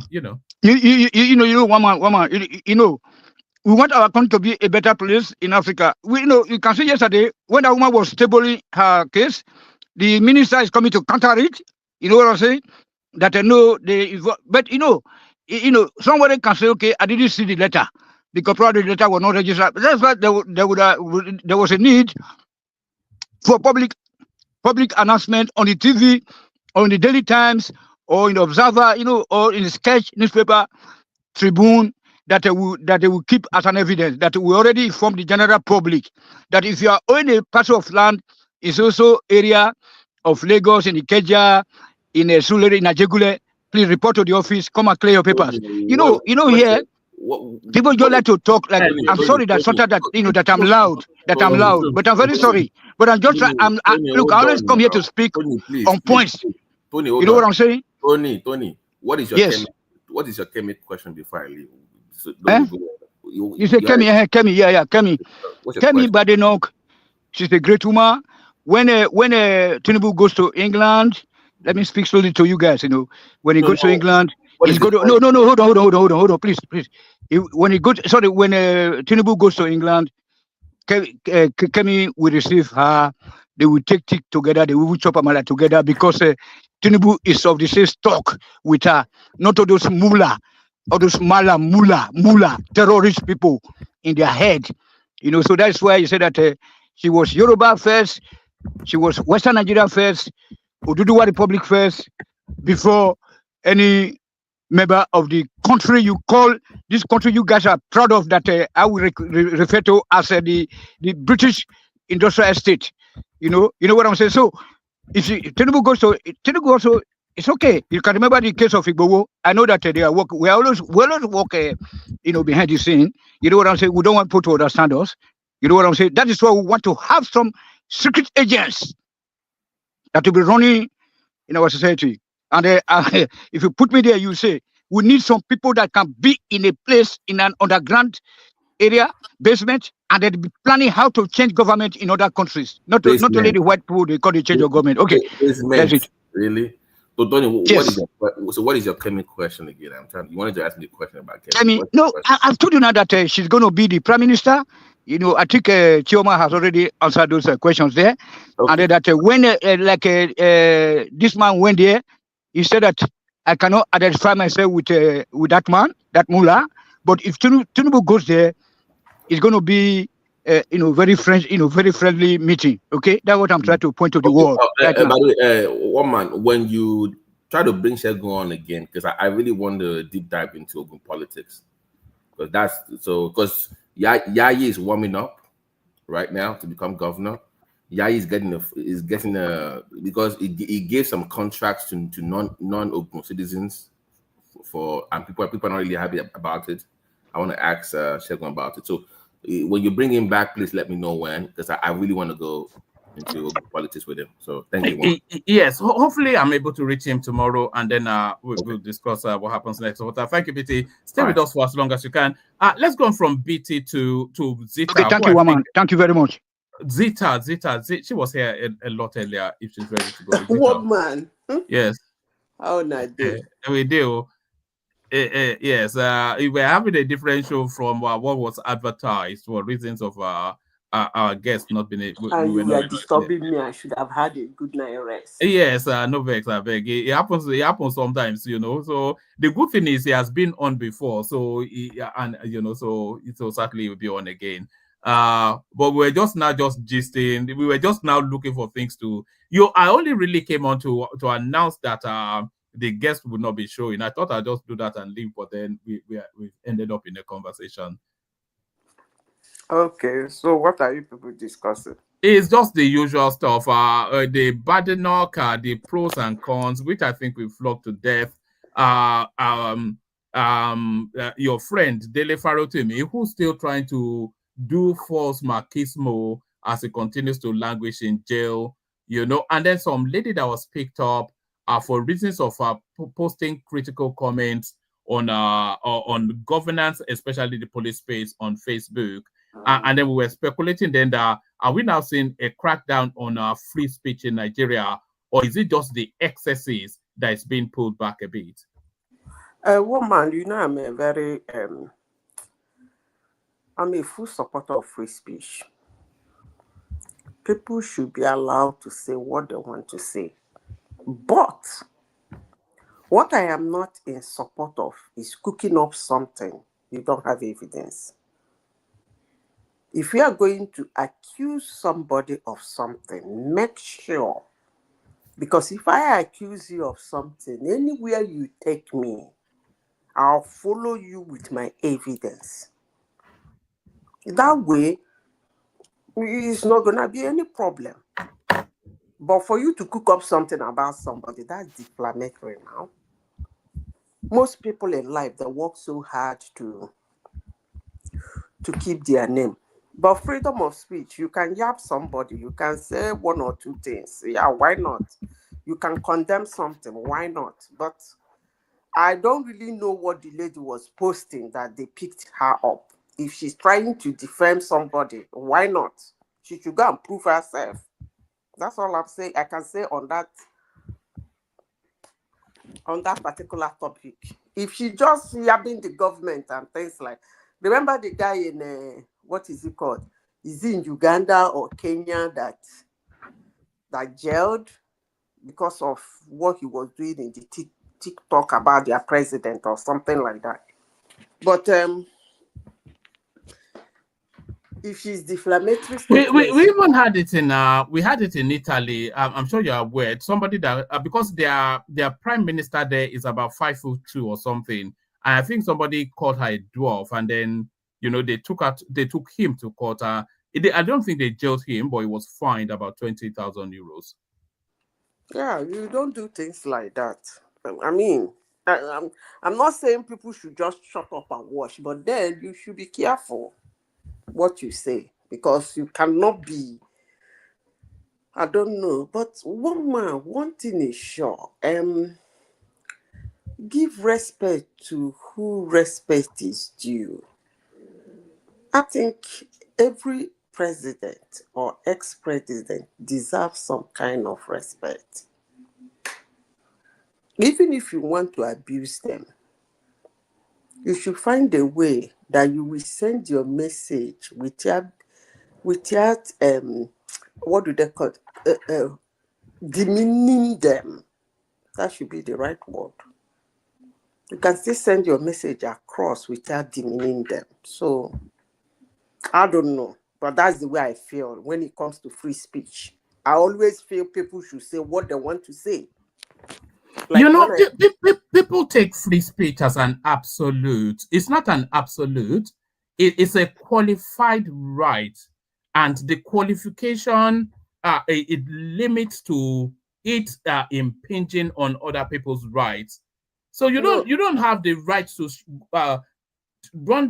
chase down somebody down the road, calling them thief, somebody that you've never met before and not stolen anything, saying you're exercising free speech? One man, I think, let me rephrase what you just said. I think people should understand that freedom of speech is actually in the speech. So your freedom to make that speech depends on the speech. So if the speech is defamatory, it's no longer free. But if you're just making a speech to prove a point, or to speak your mind or your opinion or to condemn something, that one is free. There come a time people should understand that the freedom of speech is actually in the speech, not in whatever you say. You open your mouth, it depends on the speech. The speech that comes out of your mouth might be free, it might not be free. I end it like that. What the next topic you people are? You said like I said, we don't have an abundance because we were already geared towards our so guests. this man will spend Christmas in. No, I think they've adjourned till the 20th. So even if they release him on the 20th, Christmas is ruined anyway. Do you know when they picked him up? He was in the throes of burying his father-in-law. So act in haste, repent at leisure. So that's what that is. Act in haste, repent at leisure. Well, man, I don't even know why this man's case is being discussed in the first place. Honestly, his case shouldn't be discussed. Whatever you say in life, if we say it about somebody and the person feels you are lying, go and dig it out with that person. We shouldn't be bringing it up to discuss who the heck is this man in the first place. That we should waste our time. But do you think Afe Babalola writing to the legal counsel or whatever body it is to have this guy disbarred, do you think that's excessive now? Do you think that's overkill? Is that overkill? I don't think so. Because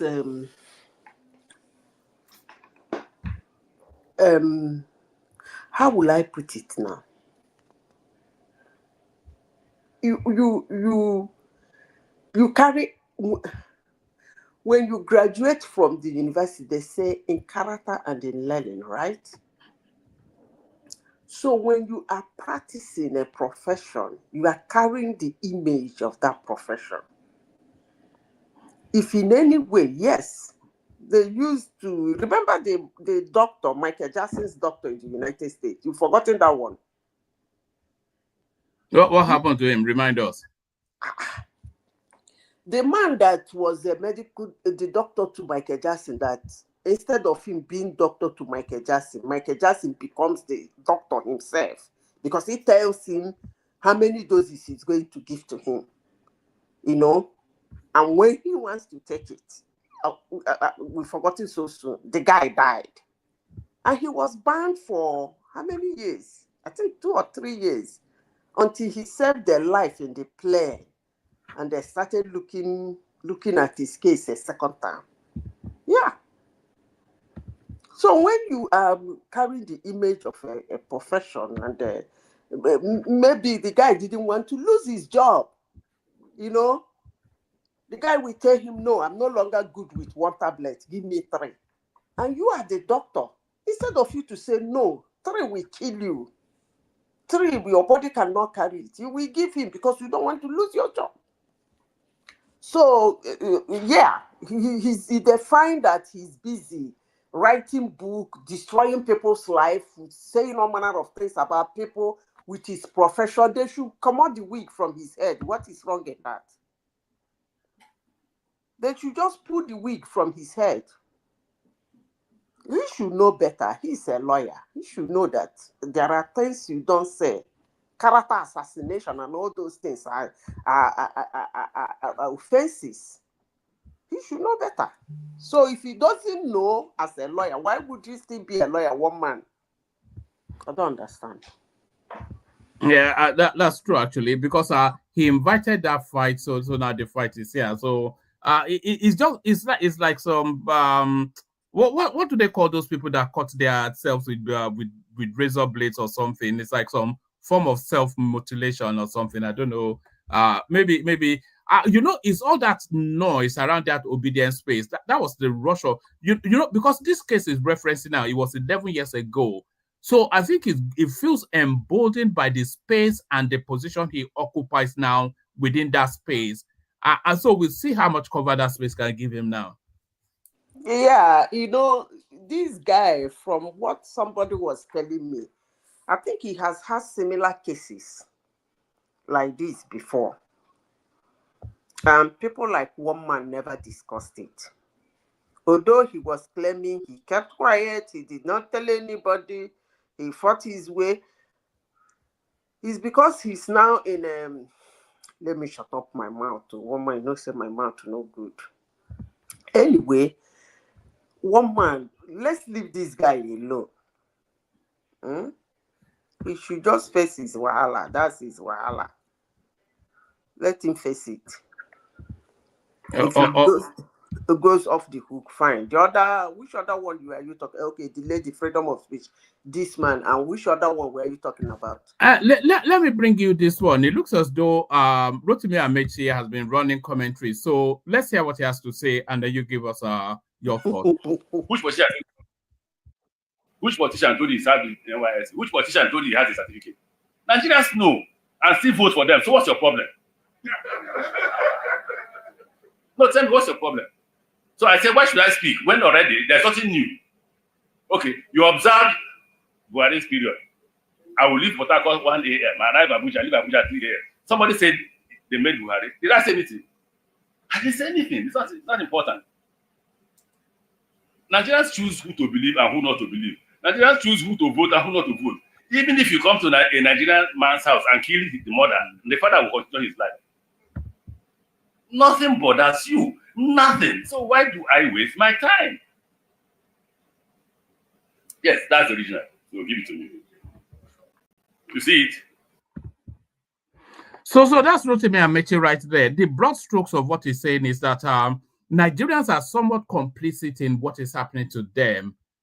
They rather than rile against the system, they adjust to whatever punishment or whatever hardship is being vested upon them. So ignore the messenger to the message. Is Rotimi Amechi right at all? If there is anything Rotimi Amechi has been constant in, is this his statement? He has been saying it over the years, not today. He is the one that said that they embezzle because we don't stone them. If we stone them, the level of embezzlement wouldn't be there. He has said it. If there is something he's consistent about, is this thing he's saying. It's not that he's exciting violence or he's trying to tell people, look, before you get this thing right, you must fight. No, he's trying, just as I used to say, who are we? He's trying to tell Nigerians you shouldn't be complaining about something you are complaining about something you tolerate. So that's exactly what he's saying. And I always been saying that. What we tolerate, why are you complaining? We have the right to choose. When you will bring somebody down deep in your heart, that guy cannot do that job. All of a sudden, you see Nigerian emotions will start running wide. They bring all manner of things. Whoa. You think it's a joke. If care is not taken, the person will be there. So, what do you want him to do? To go about talking. One point he made, which is clear, which I keep telling everybody. You cannot rig where you are not tolerated. So whether you call our elections rigged or not rigged, I'm not sure. One thing is sure. Buhari will not win Anambra State. So if he has the power to rig, you think he cannot rig in Anambra? Buhari cannot win Enugu State. But when you tell that some Nigerians, they will abuse you. You cannot rig where you are not tolerated. So actually, the election is not rigged. People voluntarily voted. They threw caution to the wind and they vote. So what do you want him to do? To come and be talking like Pharaoh Timi or whatever you call him? No, he doesn't want to. But is he the right conduit for that message, though? Rotimi Amechi of all people. Is that what? I said, is he the right conduit for that message? Rotimi Amechi of all people. Woman, that's why when I started, I made a first comment. I said, if there is something he has been consistent in, is this statement. Way back when he was in the university, even when he was in the assembly, when he became governor, after he became governor, he has been saying this. So it's not like Amechi, who is part of the system, who is, when they were doing Showunmi in the university, he was saying it. So it's something he knew that we shouldn't be complaining on what we tolerate. He has said it in different ways in his life. And that's why I said, if there's anything he has been consistent, is this statement. Although he keep rephrasing it. One of the most popular one he said was, we steal because you don't stone us. So why won't we steal? Do you blink an eye, will we steal? No. And I have tried severally to give an example of why the West is how it is and the East is how it is in the world. Because the West won't take it. They won't tolerate that situation. They've raised their standard of living is high. God did not throw that standard of living to them all. They are the ones that raised the bar. So anything below that, you will see madness. So I'm not surprised he said that, because he has been saying that he's right on that. I don't know whether you want me to condemn him because it's Rotimi that said it. No, he is right, but it's the wrong portal, it's the wrong vessel for that message. No.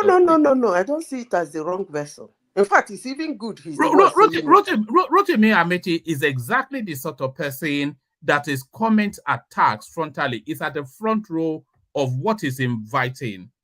It was a ruinous governor in Rivers State. He killed and bribed his way into governance. He used Rivers State's money to bring us Buhari. He spent all of Nigeria's money to try and buy a presidential ticket, which he failed in. And off the back of that now is now the pious man speaking righteousness. And he told you he's doing all that because you don't stone him. So why are you saying? Yeah, so the first stone cast, the first stone cast, it should be headed in his direction. The first one man, he's been telling you consistently that he's doing all these things because you don't give a hook that he's doing it. That's exactly what he told you. So he's the right vessel to carry the message. I did this, I did that, I've been doing this, I stole your money, I use it. In fact, I kept your plane in Germany. I did this, I did that, I did this. And well, since you tolerate it, I'll continue doing. Is that not what he just said? All right.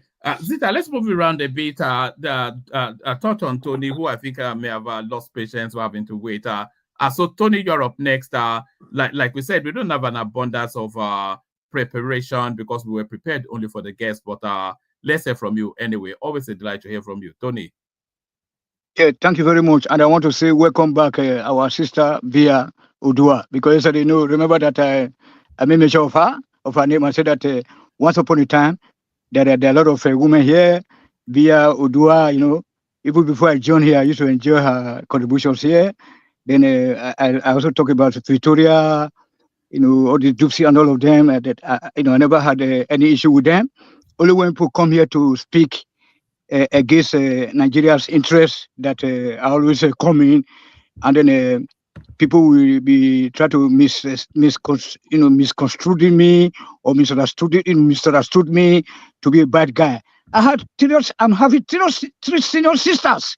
You know what I'm saying? I'm from a polygamous home, so all my mothers, so I do respect all of them. So, but I don't like when people come here to be speaking like caterpillar when the battery weak. Tony, Tony, how are you doing? And then you will say that okay, you come and tell that that they born one one Nigerian man, alive in South Africa. Yeah, it's good for them because they know they hear word because they go sell Igbo. Then they say okay, I want to get that was born there. No, it's illegal. Then they talk about this Brazil. They say, so what makes you to be a Nigeria? You have to defend your Nigerianness by defending any Nigerian person. Even Pastor Toby, Hush Poppy, defend them first. Defend them first. And then I know that because of my own my best wishes, Pastor Toby will be freed from all these castigations. And then all those jealousy. Yeah, that's another narrative we've not touched on, Pastor Toby. Is anybody following that? Yeah. So then at the end of the day, those jealousy Nigerians. It's going to be deported, isn't it? It's not going to be. No. It's not going to. Even if look, it's not going to be deported. If he chooses to go back home, he's still going to live much more than Tinubu and all this that useless Amechi when he uses our money to go and build a rail something to Algeria, and they'll be wearing outside dress. Those people, they know that their time is up. You know that when we separate our country, those people they will be declared personal no gratas. All this Adamu and Liu. Okay, that one can go back to this AKO Shomole, he go back to his play. But he will leave the son for her because the son, so the woman that born that child for him, who is a commissioner now, is from Edo, so it's a Benin woman. So then, and it's from Igodalo's village. This Akintude, Igodalo's village. So what we are saying is like, when we come here, when we're in abroad, anything that an attack on any Nigeria is an attack on you. So the first thing you have to do is to defend that person. Whether it's right or you don't need to know whether it's right or wrong. That is what makes you to be an American. You need to come here, because I'm living here in Europe here, and then I grew up here with all this American black African American army. You know what I'm saying? So we always work together. Any attack on a single black man is an attack on all. We go there. You know what I'm saying? We can take a bottle of whiskey, then okay, we know without missing it, and go on and fight to rescue that your fellow black. But in the case of black Africans, they are full of jealousy. Pastor Toby is serving 100 Lamborghinis. That is correct. I'm very happy for that. Hush Puppy, leave it. Are you comfortable with the lifestyle of that Pastor Toby? Yeah, I'm comfortable with him. If he can be able to maneuver his way. Because let me tell you what you want. Money on that video, going to expensive hotels. No, yeah, but this guy is number one helper of the poor people. One man. That's only one side of the narrative you guys are seeing. So he helps himself to their money. That's what he does. No. If you ever look, I've been watching a lot of platform. You see poor people that are stranded in Libya, in whatever. Pastor Toby is always there to say, okay, when people are donating like 10,000, 20,000, like we did the other time, you see. Then he will say, okay, I take over the responsibility. That guy has been doing enough for us. And then, this guy, remember that day we talk about this, the guy that this Bina Financial Center when Tinubu just go drop like that, go drop for free. If we're supposed to exchange for all this house puppy or any money what is 1.something million for Pastor Toby? He's a great man. And then I'm very proud of him. And then this Kemi Badenoch, I'm very proud of her. She's so beautiful. She didn't bleach her skin. just like the way I like Tiwa Savage. You know what I'm saying? Tiwa Savage is somebody that I can die for, you know, because she don't bleach her skin. You know what I'm saying? And then she left, you know, so she leave her her titties as they are. I don't like people who go, adjusting their IKB, go they adjust their titties and all those kind of stuff. I like people natural. I even like girls who don't even wear makeup at all. Now they tell you now. You know, that's what make a woman to be a woman. So, and if you look at Kemi Badenoch, you can just see very pure, black, beautiful woman. You know, but because of jealousy, because everybody want to, aspire to her position right now, even though whether she win or not, she's already the Prime Minister of England. As a member, her name will always remain there. You know, it's a record that, okay, that woman has been the leader of the Conservative Party. And then meanwhile, I want to shock you guys. You know that in Germany here, the people they call NPD. Do you know NPD? One man want to know, yeah, you know the NPD now. This the so-called the other party, you know now, with this AFD. These are my best friends here. When the government that always pretend to be nice, when they try to, they caught me doing some businesses like that, I was not supposed to open some machineries, that because of the carbon or whatever, the laws. Do you know how much? 55,000 euros they charge me. Who helped me to come and evacuate most of those things were the people from the NPD, National Party Deutschland, you know. So we have a lot of others. So for the white people, any white man will talk say, like you, now he love you pass. You know, because at the end of the day, no white person even love you. So, but anyone, if you get that blockers to come out and say, okay, I don't like you, nigga. You see, at the end of the day, you be the best friend of that person. Because what they are saying is that stay in your country, repair your country, while we repair our country. You cannot come and they say that 200 million Nigerians have to come to England or to Germany. Then what about the social security system? What about the infrastructure and everything? There is pollution everywhere. You know, so that's why we are saying that people of such party, they are the best. They are your best friends. So what the AFD, Alternative for Deutschland is saying that we don't want to see black people in our street in Germany. German government, please, invite your Siemens and the Mercedes company to go establish companies in Africa, let them work so that they don't have to be dying on the desert to come to Germany where they will know, at the end of the day, they will not even find the accommodation. And that's the plain truth. That's why we like all those kind of alternative parties. Yeah? Fair point. But they should let us be. Right? I don't get you. If they should let us be. If they truly how? Want us, is that a maker? Yes. They keep strangling us. They keep taking our mineral resources. They keep putting us together to keep fighting each other. They keep creating coups in our countries. They create instability in our country. And yet they don't want to see us in their place. You are my guy. You are my guy. And that is why, Emeka, that's why you need people like me to be in government or not in government, to be working secretly. So we need a kind of other CIA, FBI, people that not even officially, people like me. If one man can be able to organize men like me, because I'll be consistent ever since I joined this platform. Exactly what you are saying is what I'll be saying. Well, who they hold our leg? Why white man? Why would they say, now white man, join you together? Then you must be together. There's diversity, there is unity in this or that, whatever this. No, Pakistan and Indians, they have the same race. They joined together. Then they separated by themselves and then they're working together as partners. Eh? You know what I'm saying? So, but we, as black people, who are we waiting for to come and tell us that, okay, we join you together, the white men join together, then Tinubu want to be a president, Obi want to be a president, they will go to Chatham House. What the hell is that? You remember that I complained about that? Eh?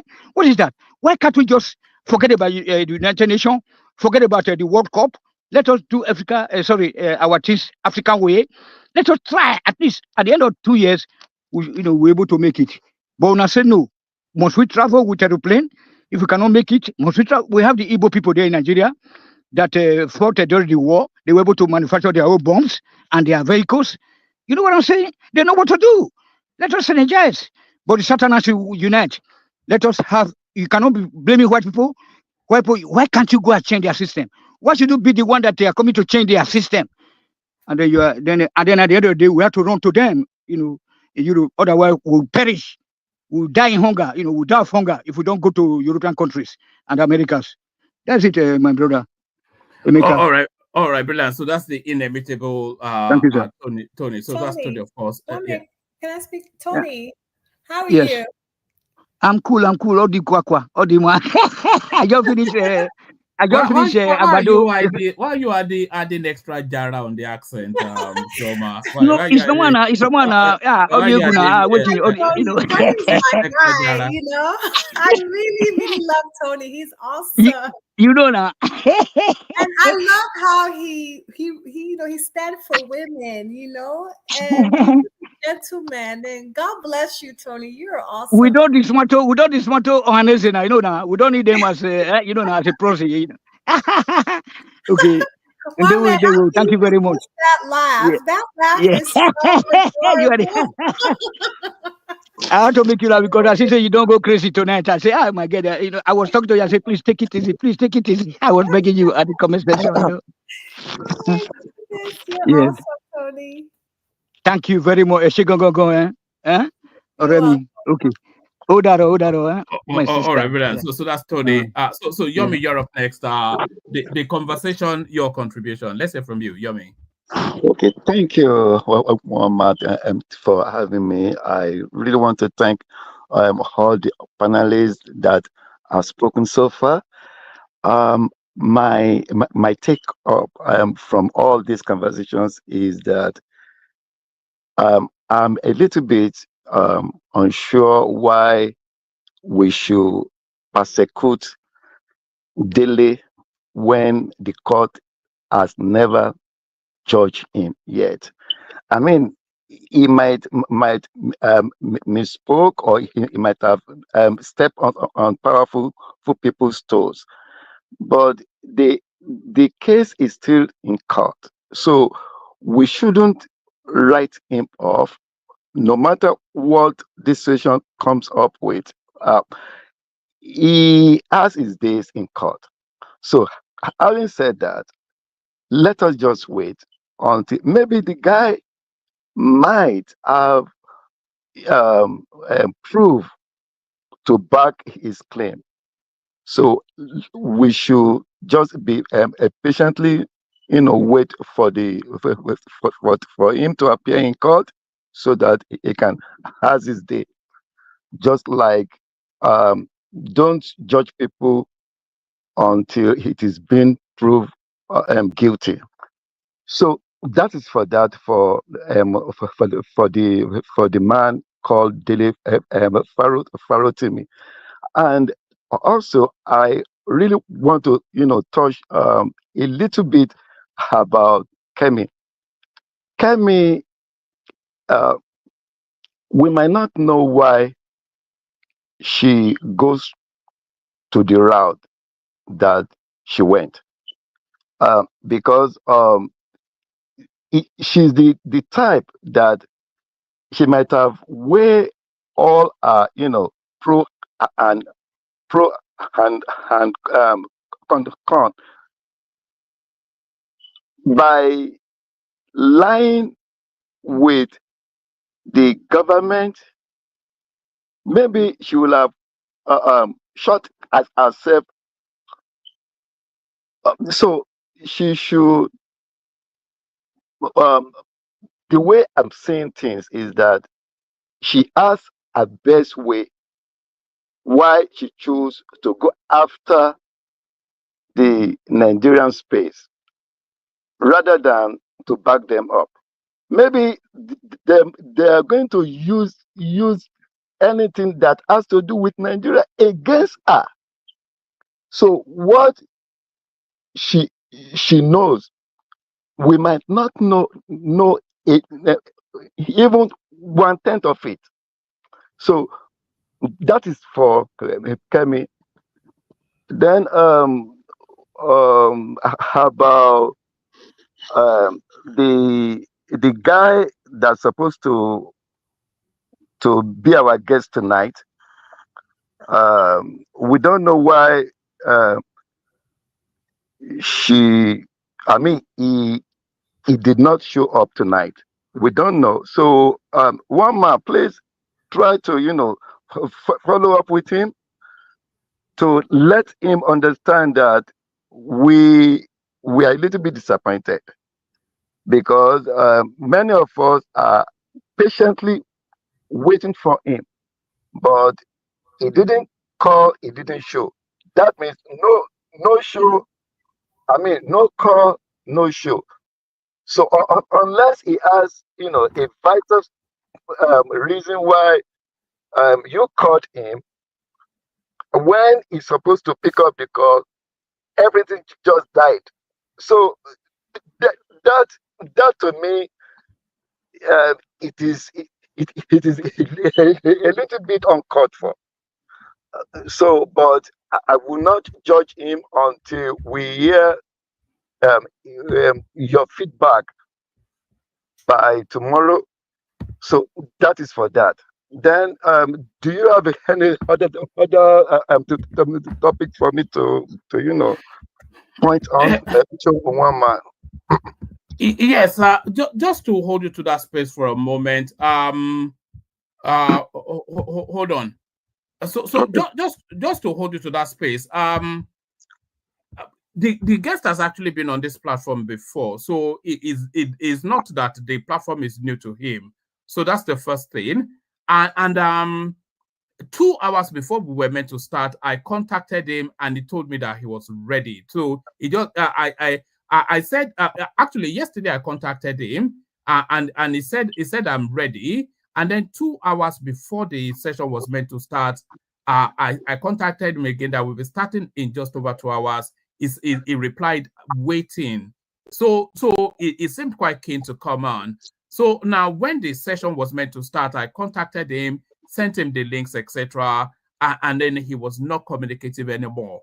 So my suspicion is that he may well have just fallen asleep, because if you look at the time in Nigeria, that can only this is the chap right here. He has been on this platform before, so here he is on the platform a few months ago. So it's not as though he did not know the platform and he agreed to come. So that's the chap that was meant to be our guest. So it's just one of those things. Hopefully I'm able to I'm able to reach him tomorrow and I'll get a clearer picture then as to what happened. So I don't think he would have knowingly done, not turn up, especially 2 hours before. He said, yes, I'm waiting. That's what he said to me. So it's just one of those things we reschedule, so we that's just so that gave me the opportunity to but we were also talking about freedom of speech in Nigeria, and because some lady was recently picked up for making commentaries, I think on Facebook or something, and we're now wondering if they are weighing down on freedom of speech now, or they're just weighing down on the excesses that subsumed the space for so long. Okay, yeah. Thank you so much for that. For your point. Thank you again. Well, the lady that has just picked up, we might not know, because like I've said, you will see that I'm using might. We might not know why she's been picked up unless we have the full details. Well, the Nigerian authority might have one thing or the other that is very vital why she's being picked up. However, this is country that they are doing things in an opposite directions. I don't see the kind of transparency, right? So, but then that doesn't mean that she has not crossed the line. So unless we know the full details why she's been picked up, so even if she has crossed the line, right? There should be a process than just locked that ladies up. There should be transparency. There should be fairness. There should be the sense of justice. So people like her, right? There will be many kind of people like her that really want to voice out. But when they are being picked up one after the other, that is not good. And the whole world is seeing this kind of system that the Nigerian space is practicing. So it doesn't really speak well, even though the person might have done something that she deserves to be picked up. But we need transparency. We need clarity, so that when people are judging, they will judge with fair mind, other than to say, "Oh, that is Nigerian for you." So our way of doing things in Nigeria is a little bit very, a little bit backward, so to say. Then she's the person that needs to really know which terrain she's trending. You cannot say that, oh, you have freedom of speech when you don't really fully understand your boundary. So many people, we really want to speak, right? But when they are being picked up, again, there will be a little bit, afraid to say something. But the whole country, the whole world are looking at the way Nigerian system is being practiced.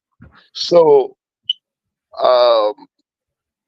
which is not quite good. But we need the spirit of Fawayimi. We need the spirit of this guy called Showore. We need them so that they can be voice of the people. We shouldn't be fear of being picked up when we are fighting for the right just cause. So that is my take up. Okay. All right, thank you, Yomi. So thank you, Yomi. So that's Yomi, of course. From Yomi, we'll go on to King Emeka. So Emekos, it's an open session somewhat. I'll just free flowing on the residues of previous conversations and whatever it is that is left. So just speak to us, Emeka. Yeah. Sorry, Emeka. Sorry, one man. Sorry, I want to thank that guy. Is he Yomi? Yomi, yes. Thank you very much. That's my childhood's my best friend's name. So thank you very much. If you listen to TVC this evening, there was this issue with Jide. He also talked about what you just aired right now. He said that we should not be picking people up. Issue with Jide. Even blame Wike, the way Wike, this arrogancy. I mean, that is from TVC. So that's what I want Wama to know, that you don't have to say you are support. We all support Tinubu, and Tinubu is doing the right thing right now, try to separate the country systematically. So let us support him. You know what I'm saying? Or to restructure whatever he's trying to do. So but the way you spoke now, Yomi, thank you very much. My best friend was Yomi Voga, but he died, from accident, and then so that name always is always in my heart. Okay. Okay. Yeah. Thank you very much. It's from this powerful family, the Taylor family in Ibadan. Thank you very much. God bless you, sir. Thank you. Yeah, good evening, everyone. I know we're supposed to have a guest on the show, but unfortunately it didn't happen. Maybe he probably had some personal emergency. Anyway, I've listened to some of the panelists and I respect their opinion. I think especially with this free speech, I think maybe it's my own opinion. I'm not saying this is the fact. We have a different thinking towards this free speech stuff because all across the globe now, I don't think there's anything as complete free speech. Recently, President Trump just sued ABC in a legacy strong media in the US and also sued George Papadopoulos. And he has won 15 million from that. Likewise, we've seen the same ABC, this show, The View, where the lawyers came around to ensure that they do not say things that are wrong. What I want to really highlight is, yes, we are free to express our opinion, but such opinion should not cause any harm. And that's why there's laws on defamation, so that those who feel that your verbal assault has created some form of discomfort can go about to exercise their rights. Then we also have this new law on cyber stalking that I think a lot of Nigerians are not aware of. I clearly think a lot of Nigerians are not aware of, because if they are aware of it, many of them would not be using Facebook, Twitter, or any social media platform to express harsh opinion against individuals, especially when those opinions are not, those comments are not based on clear empirical evidence. For me, on that law, I think that law is quite vague. And if a lot of Nigerians are aware of it, they would not really like the content in the law. So maybe we can push for lawmakers to repeal that law if we are truly chasing freedom of speech.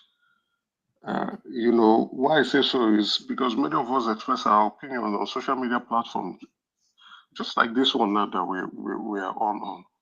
So, and we may,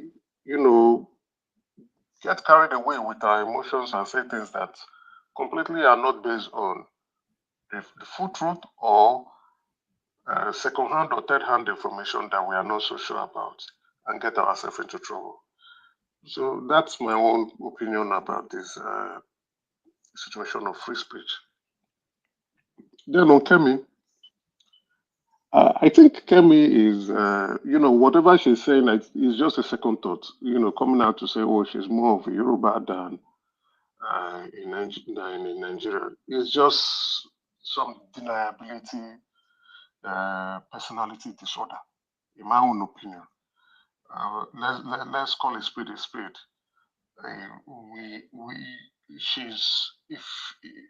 If you look at some of the comments she made, and again, go. She lived in VI, so she came from a background of high middle class to the affluence in Nigeria. So I would want to say a lot of people making excuses that Nigeria might have done something to her. That's not Nigeria. Probably specific people.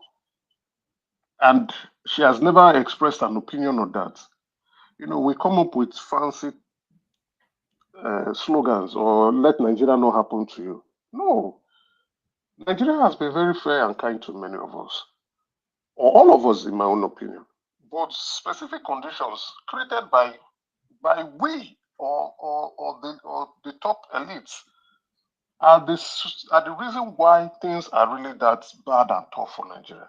And not just alone the top elites, also the external stragglers from the West has clearly ensured that Nigeria will not move out from its stage of or progress in any form. So we are fighting a battle. Yes, background noise.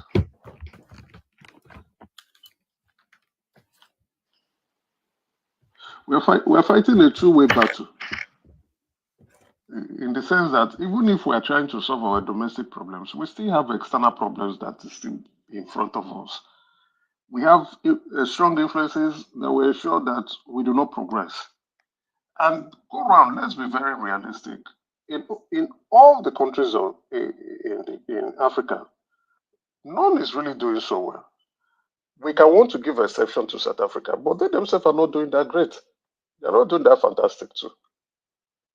So, and that is a deliberate situation. It's a deliberate attempt. It's not created, in my opinion, it's not created by even, how will I put it? Even when you come to the realization that you want great leaders get to see themselves at the top hem of affairs, they are being excused out, or they are being murdered, or they are being killed if you do not do the bidding of the external influencers, or influencers rather, I beg your pardon. So then I want to round up on Kemi. I've said my opinion about that. She's a placeholder. She's trying to appease those who have nominated her. She's trying to appease a specific bloc. Unfortunately, I think it's not going to work. Unfortunately, I think it's not going to work. And I still hold my opinions strong. She's not able to win an election, in my own opinion. I don't think she has the clout. I don't think she has the leadership skills. Already, we have started seeing the media in the British media picking up this issue, right, on her denying her home country or her place of original dwelling. They are picking it up, and they will use it against her. They are going to use it against her. They've picked it up and they're speaking about it. That's why she's trying to want to explain herself. And she will continue to explain herself till they ease her out of office, not because of this, but for something else. She's there for just to appease and calm down, just like what the Democrats are doing now. Not now. The Democrats have lost an election. They are still in the wilderness. They are deliberating. They are abusing themselves. They are blaming themselves. They are counting and licking their wounds because Trump won, and they are asking questions, right? But in the case of the British system, you don't have that where you have to have an opposition. So, and you have to have a leader of an opposition. So she is there as a placeholder. Why they are still trying to lick their wound, still trying to assess why they lost the election, still trying to understand how they can come back again and appeal to the general public. When that time comes, because they're still in the space of let's gather our thoughts. When that time comes, then we ease Kemi out as quick as possible. With and if she doesn't want to leave, they will find reasons for her to leave. So she can continue to dance. She can continue to say what she wants to say. She can continue to deny where she's from. That's her cup of tea. To our brother who is going about defaming people, I wish him defaming Baba Afelola. I wish him all the best of luck. I don't think he's going to come out of this without any bruises. I listened to a lawyer. I don't know where the lawyer, but that lawyer had inner knowledge of what really transpired, and apparently it appears that what's his name again, was not forthcoming with the truth in his book. He overemphasized his importance with the case that he was trying to explain in his book. He tried to inject himself in situations where he didn't get the complete information, and then wrote it like he knew what was happening. So that lawyer really spoke about what transpired. It was a land issue, the Eletus, and some other people, French colony, and that is where he came in as a lawyer representing a French colony within the Lekki environs in Lagos. So he got himself into a mess. Now they are telling the NBA to disbar him, to remove him. Anyway, as human, I hope he's in good health. I'm hearing rumors that he's not feeling too well. I hope maybe medical attention can be offered to him. Medical treatment can be extended towards his side. He didn't kill anybody. He didn't commit widespread crime. God forbid, though. But can you imagine if something happened to him in that custody? It's not going to look good, right? It's really not going to look good. Heavens will fall. Heavens will not fall, but it's not going to look good. It's just that those who are on his side will have an excuse to push out and blame, especially Baba Afelola. They'll blame him for that's yeah. They've gone to appeals to him, they've gone to beg him, they've pleaded, and he's still not forthcoming. And then a lot of people will say the death of this man is on your head, right? But in terms of when a droplet will not fall down.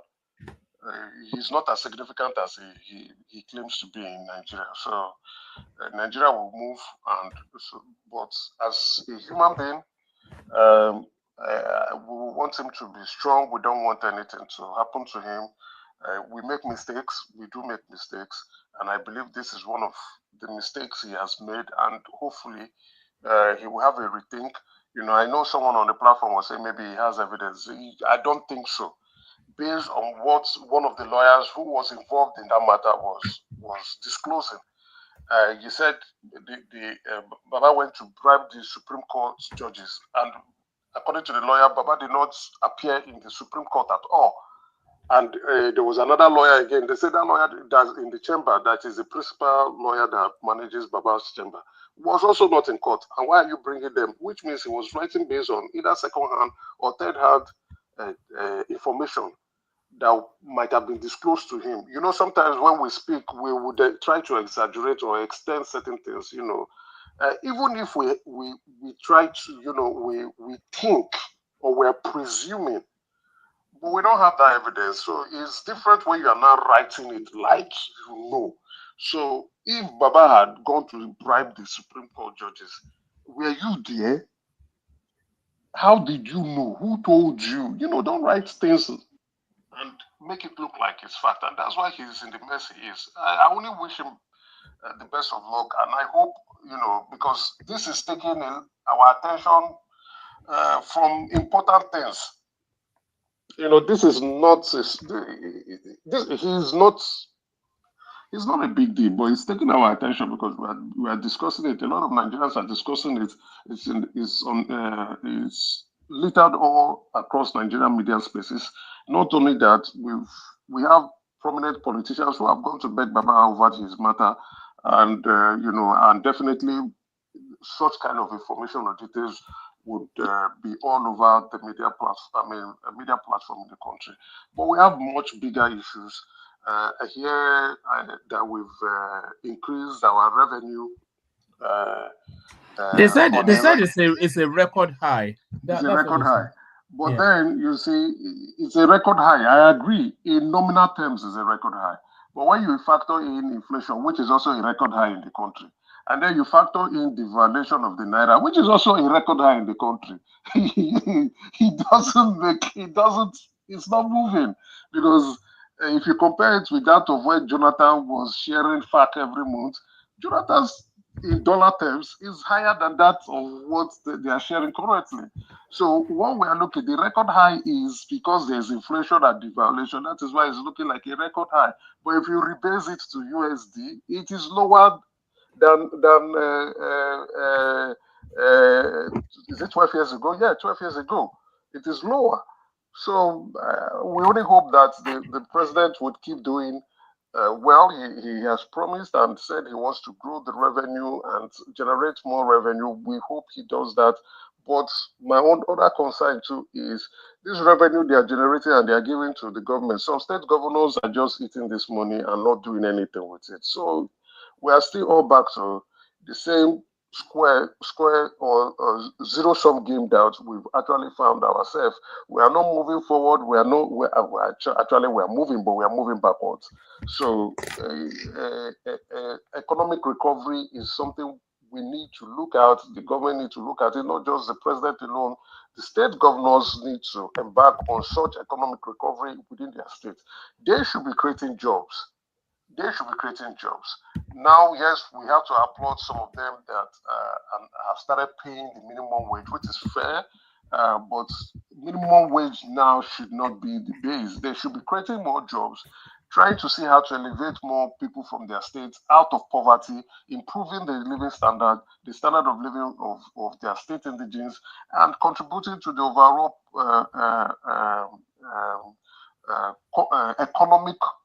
good economic conditions in the country. So the period or the norm of sitting down and waiting for FAC every month, once FAC come, it's a lazy man's approach. FAC should be one of their revenue line, and it should be the least revenue line for those governors who are thinking of moving their country out of poverty, and not the main sustainable means in the state. Because not everybody with FAC, what would FAC do? You pay salaries, if they even pay salaries.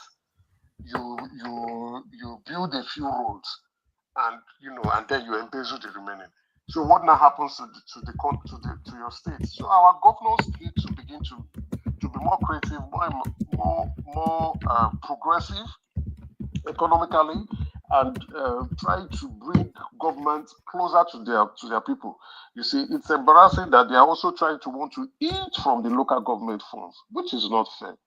Anyway, that's the country we found ourselves, and that's why we are discussing about the issues.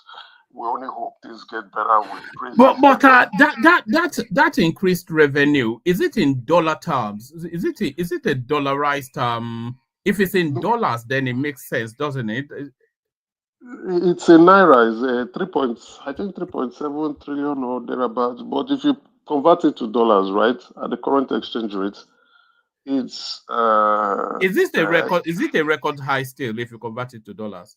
No, it's not a record high. It's lower. It's not a record high. So, and if you now even factor in inflation, it's even worse. It's terrible.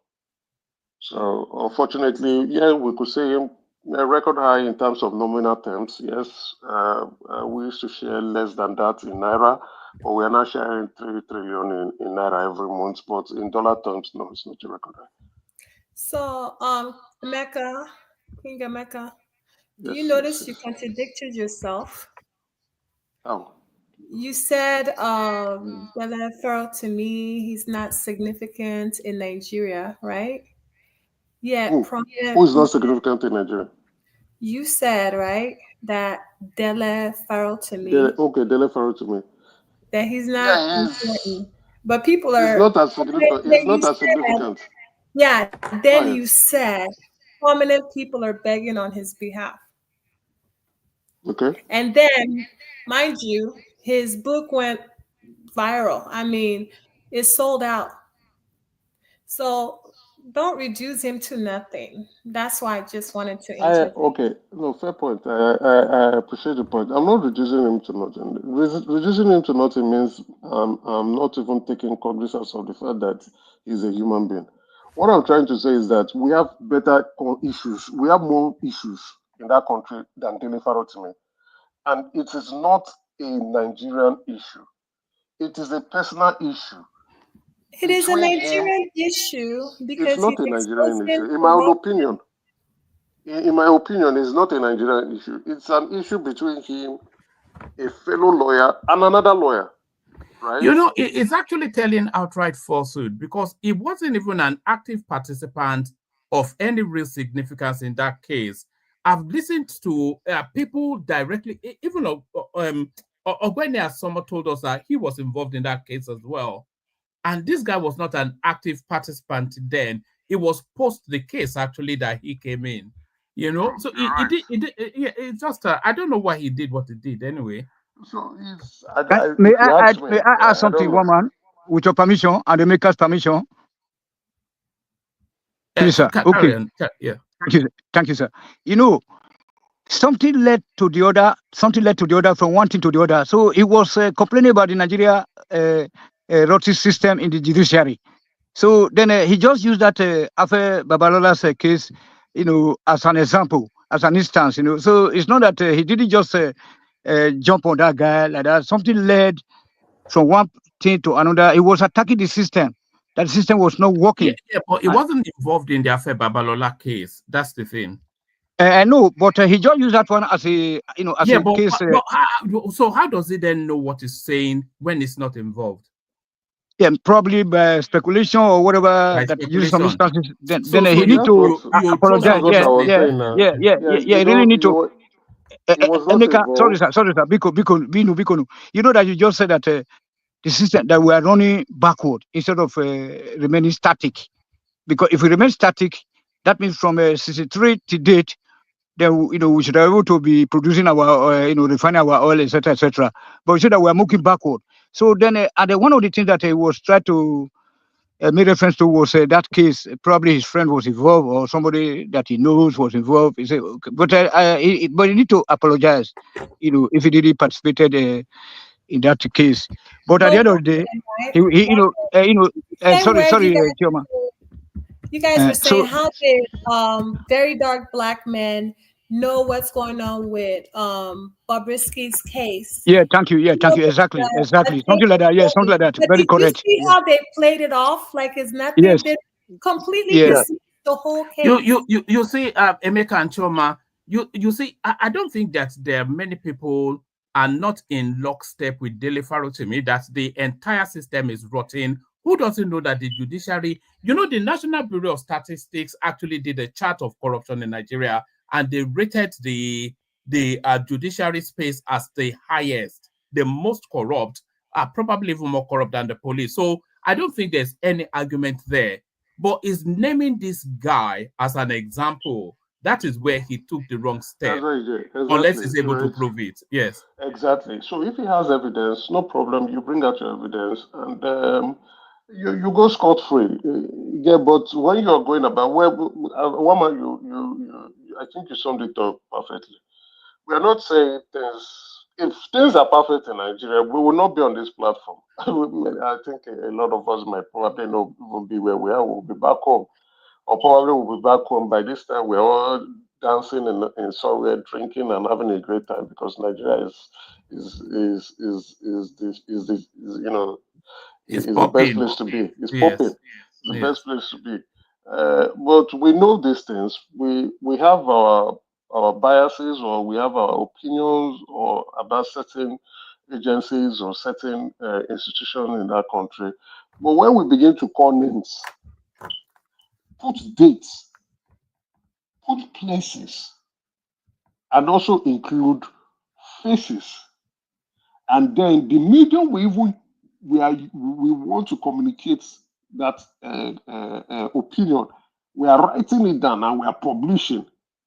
It could get us into trouble, especially when we are not involved in it.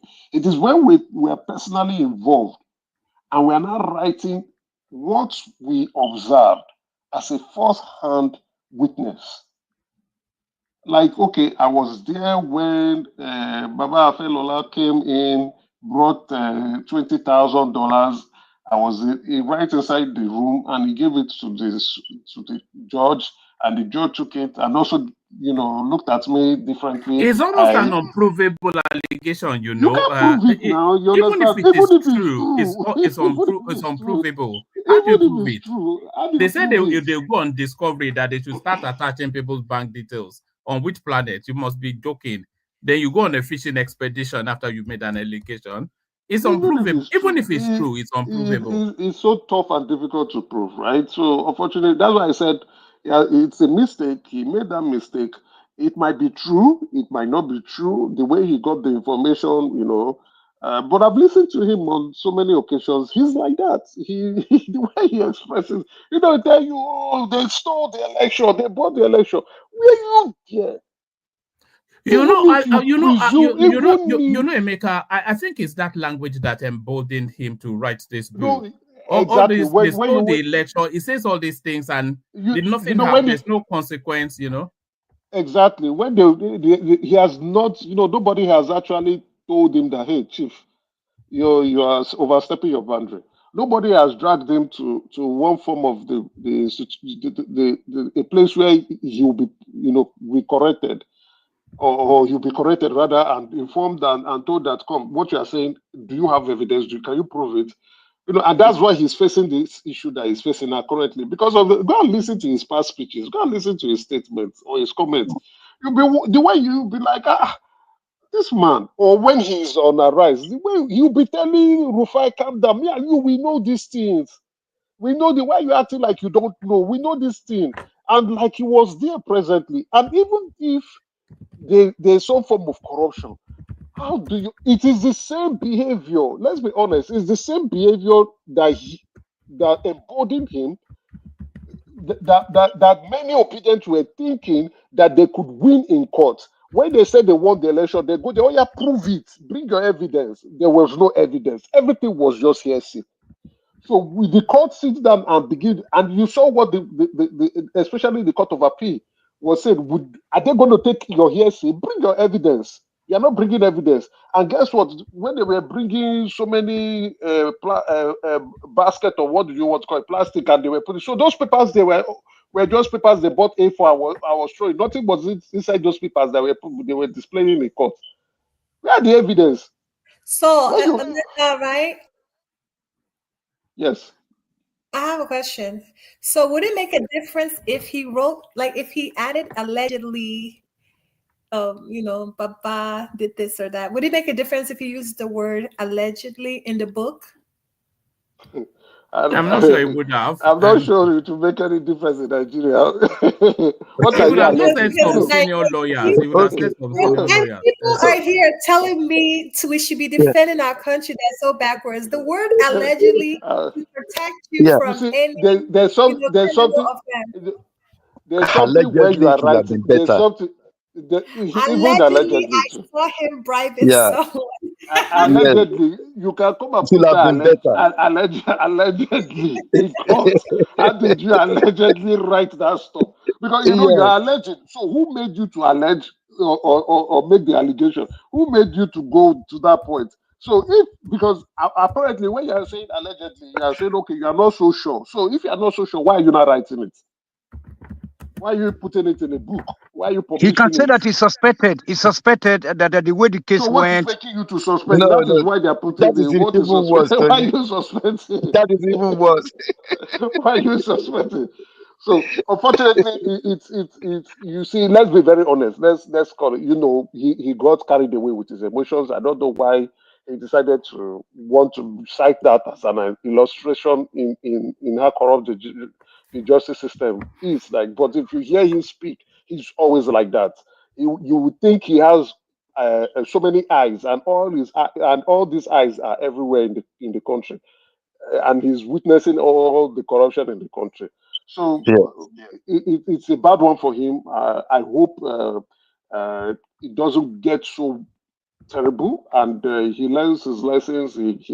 And move on with his life, right? And also, we're all learning from this situation too, so we don't get caught up in this kind of mess. Rather than we progressing, we are creating problems for ourselves. Thank you. Okay, so I have a question. All right, ask a question, Emeka answer, and then we go on to War Peace. He was been waiting for a while now. Okay. So now, we all know that the system, especially the judiciary system, as rightly put, that is not perfect. So I don't want to use the same word corruption. So it's not perfect. So how do we make the correction now? I mean, in case we see something, how are we going to go about put it in such a way that the system will be sanitized? Well, actually, that's a very good question. Thank you very much for asking that question. It's a very good question, but I think my answer, you may not like my answer. There's nothing we can do. right? Wow. Yes, No, but I have absolutely. an answer to that. I've Hold on, don't I've worry. got an answer to that. You will answer you will give your own answer. That's why I say I have my answer to the question is there's Which is absolutely very nothing we can do. unfortunate, right? Yeah, yes, because Okay. one, we do not.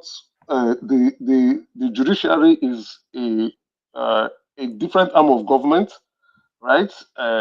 They have their own authorities and power, right? The judiciary also have their own concerns and challenges. So one way is maybe trying to improve the welfares of judges, maybe trying to increase their benefits and salary. Mm-hmm. Then you also now have the chief justice of the country, the possibility for him to begin to look into corrupt practices in the judiciary. But my brother, let's call it spade a spade. I like to be very practical, right? I think that's not going to happen. And Nigeria is not a peculiar country in this situation. Even in Western world, you find this kind of issues like that. So the only thing we would say Nigeria is not doing is we've not been able to identify those corrupt judges. Probably maybe we don't have a very good uh, investigative journalist or anybody or a whistleblower coming out to say, oh, this is what happened. This judge took bribe from me, and you know, then we will now say, okay, what's going to happen to this judge? But I believe, in my own opinion, it's my opinion. If we have similar situation or if something like that is going to come up, there will be enough pressure for the chief justice of the country to, suspend or carry out disciplinary actions on such judge. But to say, oh, let's dismantle, no, we can't do that. They don't stand for an election, right? They don't stand for an election. So we the people do not have that direct control over them. Actually, it is even the executive arm of government that appoints some of them, or some gets appointed by their state governors, and then they move up the rank. So we don't have that influence on them, and they, I will tell you, have a huge influence on us because if you get yourself found wanting, maybe there's an argument, you probably have a civil case, you go to the court or probably you run amok against the law, you find yourself in a criminal court in front of them. So judicial corruption, which is terrible, which is bad, which is sad, we will say we presume because we don't know for a fact. You can't name any judge here now convincingly to say that judge is corrupt. You can't. Nobody can say that. You know, a lot of people were speculating, like the obedient in the last election, the former chief justice of the country, they were speculating, you know, oh, these are all eyes on the judiciary. How many of them can convince themselves to say that this person, that person, you know, is corrupt? They can't do that. You just have that presumption. It's just a presumption, and it's still an assumption. And if it's an assumption, you keep it to yourself. So if we presume or assume that the judiciary is corrupt, there's nothing we can do about it. There's Okay. absolutely Now, nothing we can do about it. Emeka, may I just give the short answer? May I give the short Okay. answer? The short answer is that Farotimi is doing the right thing now. He can die. You know, he may die for the country, so that we can be able to survive as a nation. Very good. It's not. So that's the Sorry, right thing. just a Yeah. quick one. Yes. He will die for nothing. So he's No, not he will doing not die for anything. nothing. No, he will I'm not be killed telling by you, an soldier. you He's doing the see, right thing. he Majority did, of he of didn't the do. Nigerian people are with him. So because in the presence of lack of a proper justice system, which you said that it's not perfect, that they have their challenges, it's better for us to eradicate all of them. Let this man die for the nation, and then we'll start afresh. Thank you. Afresh on what? You see, that's why I say I like to be real. I like to be practical. And I'll be honest, you may not like it. He will die for nothing. He's in prison currently. He will If not he's die for not, nothing. He will not die for hold nothing. on. I promise you. I'm not saying he that he will die. I don't want him to, but Yes. he's in prison currently, and Because he's this in somebody prison who is because of a high class, but he thinks about the downtrodden, the common man, the common woman, the common children. Just like Kemi Badenoch, grown up as a first class citizen, member of the Ikoyi club and the various saddle clubs, the horse club, polo clubs. But at the end of the day, she thinks about the people, about the masses in her whole country. That's why she the same thing with this guy. This guy is up to do now. He's well to do, but he thinks about the suffering. When you move along the street in Nigeria, what do you see? Do the president need somebody to come and be telling him how people are suffering? Eh? How people are suffering? Does the president? I like your view. I like your I like your viewpoint. Yes. Is a because you came respectable in very nicely today. I like you. Yesterday also I listened to you. Like Kulata too. We all supported this president, but when he's doing the wrong thing, we should be able to, tell him, to his face that, hey man, it's not like that. You have to. Like you say, you take out subsidy. People, and you know that you have no light in the country, no power supply. That people depend on that. The kerosene self, day, nothing day. People cannot go to farm. Do you need more than a year to produce yams and corn and rice in a country with all round weather, farming friendly weather? Answer me. My brother, you see, if we want to discuss, Nigeria has so many issues and challenges. I've highlighted a few. So many issues and challenges. The best we can do, you see, that's why I say I respect your view. It's a widely held view. It's understandable. It is a widely held view, though, it's a widely held view. because we've been through at least 2-3 farming cycles on that Tinubu now. So why are we not seeing an abundance of food? We're not. You see, there are so many. If we want to speak in retails, right? We are not seeing abundance of food because a lot of people are not being encouraged to go into agriculture. Most of the young Nigerians are immigrating to the cities, and that is not because of.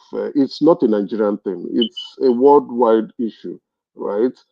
Farming is now being mechanized. Farming is now big business. Is now being owned by corporation, and that is something we do not have in Nigeria. We see farming from a place of individuality, right? We have not built corporation around farming. We've not built company. We've not modernized farming. We've not, and that's what we are looking at. But it is now late, right? And you can see most of the food we eat, we're importing those food, which is really wrong. And why are we importing those food? If we look at ourselves as Africans, most of the food we are importing are westernized food. So if we truly want to survive, we must be able to grow our own food. We must be able to grow our own food. Now we are importing grains into the country so that we can plant them. But if you look at our ancestors were eating tubers, cassavas, yam. Many of them did not eat rice.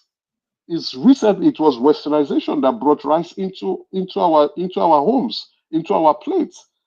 Our ancestors never saw rice. They were not bothered about rice. They were okay with the tubers, the yam, the cassava, the vegetables, and they were good to go.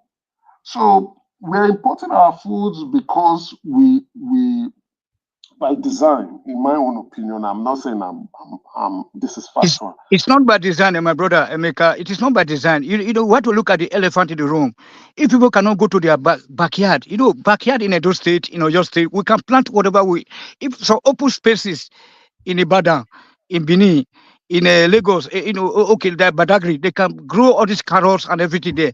But this time around, you dare not go to the farm, the back of your house. You know exactly what I'm talking about. I don't want to go into that security, insecurity aspect, So one man is asking you, the cycle, let's say 2 years, almost 2 years, 1.5 years, you cannot grow agbado that you promised us, agbado that you can make so many things out of, like a kamu, like something like mamai. We get agbado mamai.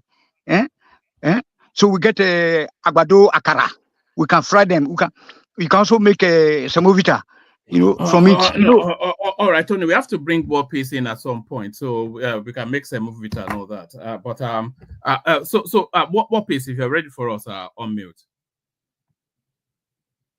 Yeah, one man. Can you hear me? Oh, Gakwata, you've been so quiet. Yeah, I'm just listening to everything. Oh, yes,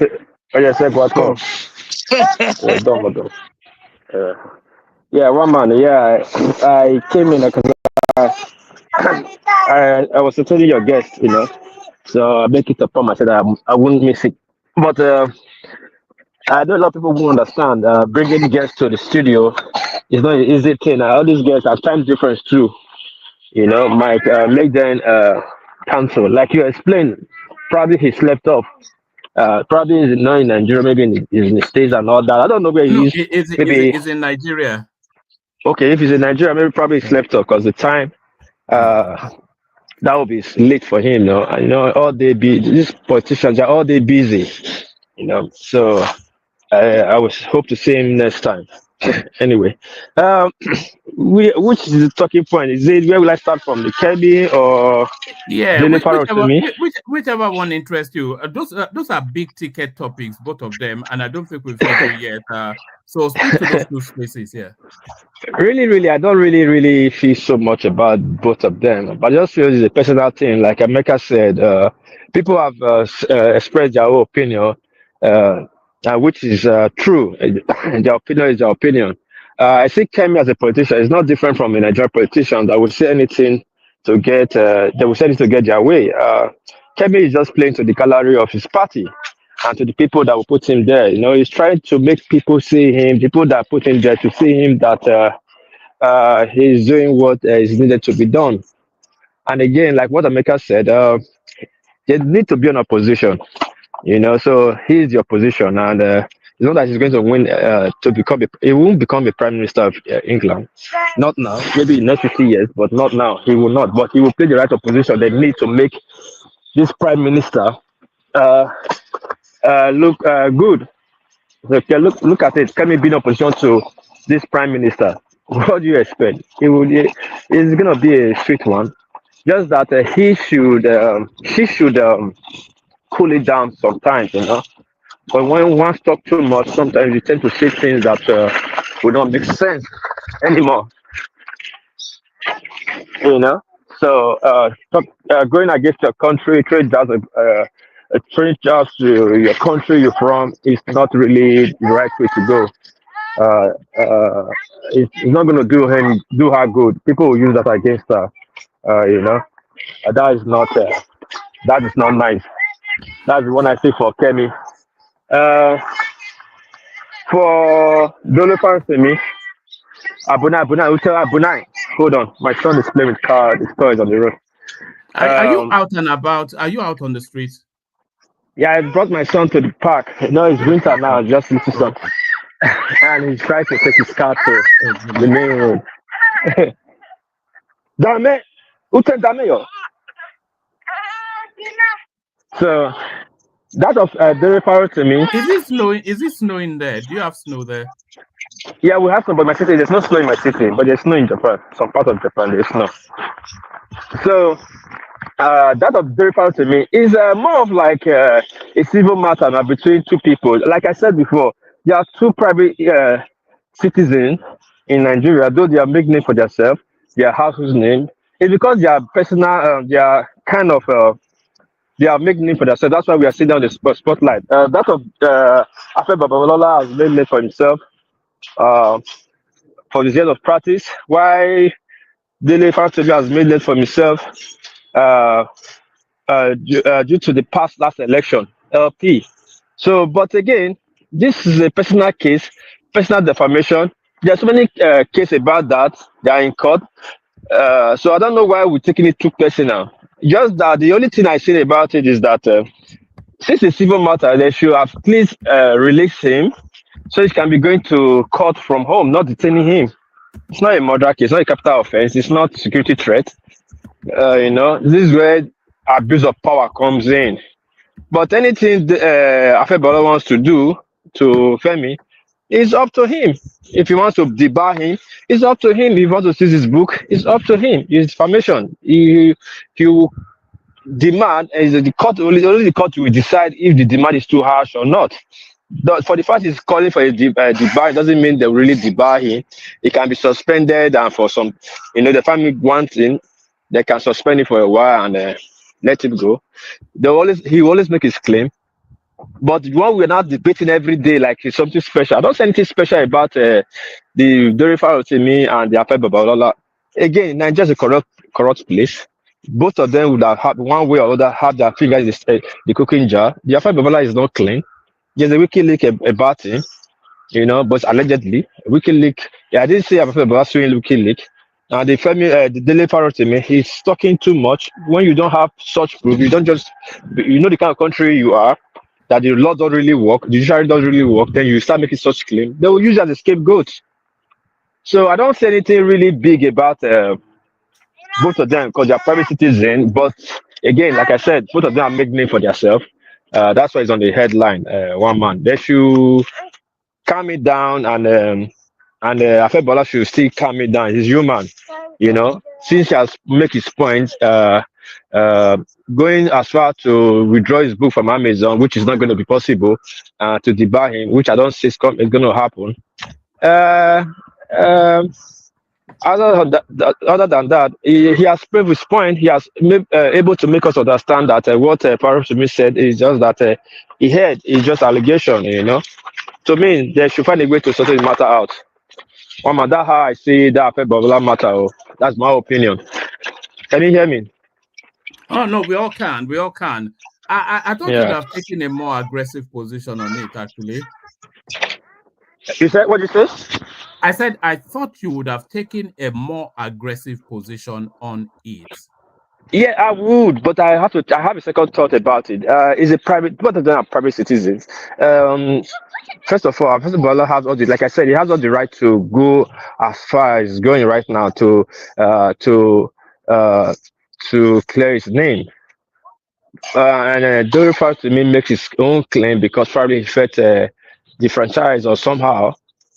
But my own is that both of them are just private citizens. We have seen and heard what seen was before, and it does not make it to the headline. But the reason why is this one making headline right now because two of them are important figures who have made make their name or make a stand in this country.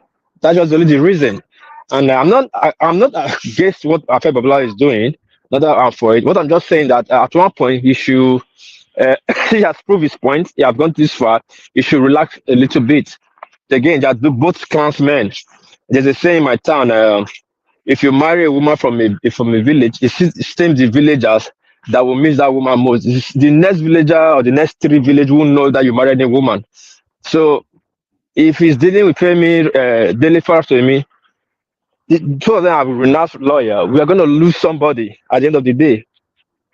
So it ain't gonna make any sense by sending that guy to jail or destroying his hard work.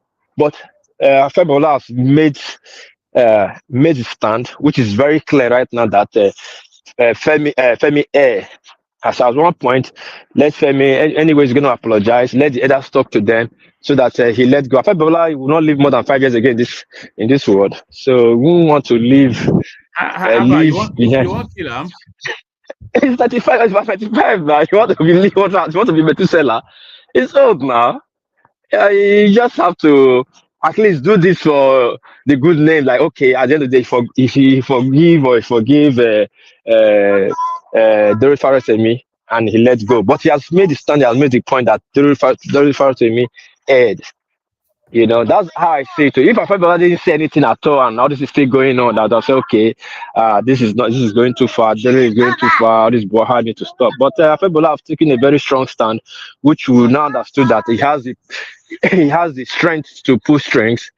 So it's okay. It's Nigeria. We let's beg and let Afe Babalola forgive. It's normal for human to err. So forgive is divine. Afe Babalola should to find a place in his heart and forgive Daily Faratomi. That high, because if we want to start claiming, let's look for who is right and who is not wrong.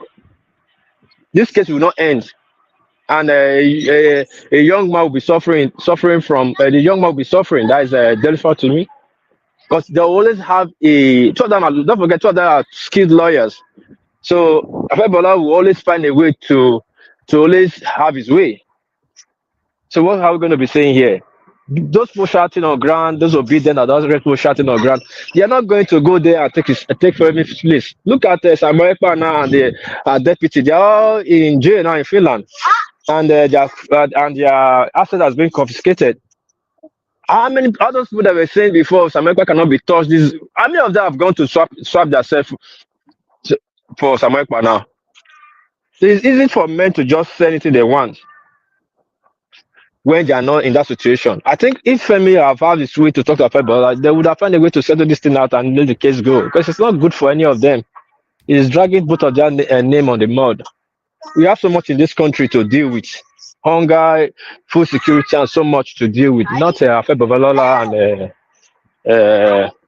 and very far away. But don't forget, Afebola have a very well-renowned name in university, with the teaching hospital and all that, which is national standard. So you don't expect him to just fold his hand. He wants to clear his name, which he's doing. That's how I see it, one man. Thank you. All right, brilliant. Thank you, Opi. Stay with us. Mike joins us. It's been a moment since we heard from Mike. Mike, I don't know how much of the conversation you caught, but let's hear from you. Yeah, what's going on, man? I've been busy, man, but kind of like I've been listening to you guys. Yeah, I mean, my colleague comes here to cause buzzballs. He saw that I'm here. He came here to fight me. He didn't come here to fight you. He came here to toast you, I think. Choma, I've been listening to Choma here, man. Choma, this one you've been You've been on Daily's North all night. What's going on, man? Mike, what is it with you and Daily? Mike, why are you stalking me, though? Why are you stalking me? Stalking you? Mike, how far? Mike, oh. Hey, I got Tony. How about you? Now, wow, I do. How Germany? We did not with the manager, you know that I'm a gangster now. It's good to see you on the panel, Mike. It's been a long time. A long time. I was just here like 2 weeks ago.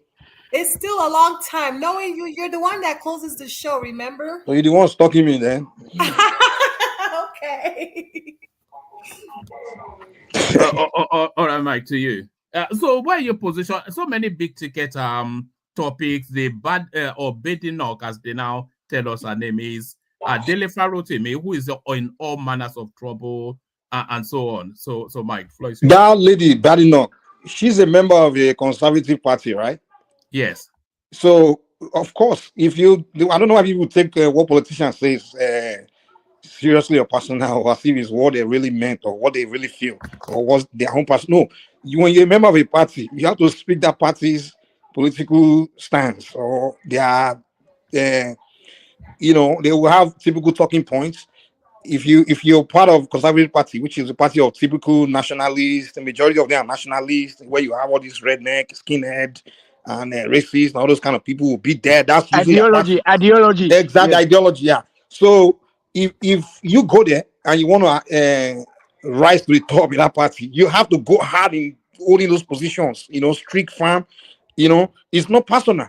So if she being, and those kind of parties, typically you don't find minorities there. You don't find people or immigrants or those kind of people there. So if you're an immigrant or a minority, you go there, you have to start speaking in a way where they will accept you in. If you really want to go to the top, you have to make your name for yourself there. And first thing you want to let them know is, hey, my people that look like me that you all like to speak against, hey, I'm with you. Me too. I don't like them. That kind of stuff. You have to, even if you like them, you have to talk like that. If she wants to win, get to which she eventually did. She's on the top of the party. Imagine if she's speaking otherwise, talking good about Nigeria, or they'll be like, oh, go back there then. All those things, skinhead will not like her. Exactly, Mike. That is very good point. There's no way they will vote for her. They will support her. Exactly. So she has to speak their talking point. Anti-immigrant, foreign people, anti-other countries. That's typical. Yeah, even in America here, if all the black conservative, black Republicans, when they speak, they always speak anti-black America, anti-immigrant, anti-everybody. You even think, they are not black. They go far. They even say things that what they'll be doing is speaking the minds of their white party members. The thing that their white party member cannot say, they will say it. So those ones will like them more. And those ones, okay, this person serve a value. At least there's some things we really want to say. We can't say now. We can have this person say it for us. So that's what I think. The moment switches party, or I don't think she'll be talking like that. So to me, it's politics. That's why people call Trump racist. I'm like, dude, before Trump got into politics, the guy never spoke like that. He never speak all these anti-Mexican, anti-black. He wasn't speaking like that. The guy was a celebrity guy that always hang with Shaquille O'Neal, Mike Tyson. You go to black parties. I knew Trump. I lived in LA before. I saw the guy. So when the guy got into politics and started saying these racist things, I'm like, okay, here we go. There's no way those white, Southern black white men will like him so much if he wasn't talking like that, doing all this anti-Mexican talk. But does it mean it's the action we have to look, not what they are saying? Politicians, even in politics, you have to play dirty, man. So that's what I think about that lady. So it's the fact that she's a politician. So anything she's saying, I don't think. You don't think her language was too extreme? Yeah, what she's saying is really uncomfortable. I think if she wasn't really doing well in the party, I'll be joining on the bandwagon of attacking her. Like, let's say she's just a regular, she's not even going anywhere in that party, and she's talking like that. I mean, just talking. You don't have to do that. The other minorities in politics in the UK, they don't talk bad about where they come from. Like the guy that became prime minister, that Indian guy, he never opened his mouth to rubbish India, you know. I don't think it was necessary. What you say is very uncomfortable. But the fact that he's taking us somewhere, we have to leave it like. I mean, and I'm not against any Nigerian shoot back. Of course, we have to shoot back. Do you think that statement is going to come back and haunt her? Where? In UK? Yes. I don't know in UK, maybe in Nigeria. What does she have to? What do the black people in UK have to offer her, or Nigerians in UK have to offer her, that lady? Really, to be honest, I don't think the other side have anything to offer her, unless maybe she's switching to the other side at one point, and they can hold it against her. But if she want to remain a conservative in a conservative party, and she want, I mean, I don't think the fact that she's going far, she has gone as far as being the leader of the party. I don't think anyone has said, you say, look what I achieved now, you know. So the fact that she's winning in life, I can't take what she said personally. I mean, she's a politician, she's doing her job. There's no way she can go that far. We're not talking like that. So people should not take politicians' words personal. It's just politics. I feel that she may well live to regret those words somewhat. I don't think so. Yeah, they may find a way to spin it against her. You know, I think maybe she should just not have commented on Nigeria at all. Maybe why even do it? You know? Yeah, okay. First of all, she joined the party. The party member will be like, "Who's this lady?" She's a Nigerian. Oh, Nigerians. And of course, you know, any conservative, especially white men in UK, they literally typically will not like Nigerians or like the blacks and things like that. So if she wants to join the party, what kind of position should she play? What else should she be saying that will make them accept her like that? Just say, she got to go far. You know, you should prove to them that come, I'm with you. I share your complete view, 100% view, even more. That's the only way. That's why I can't.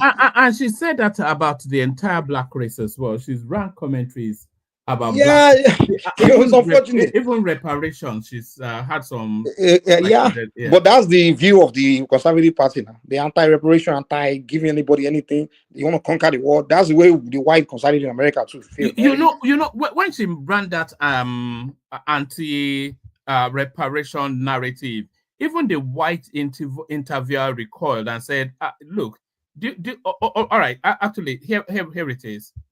This is the past. We need to talk about the future.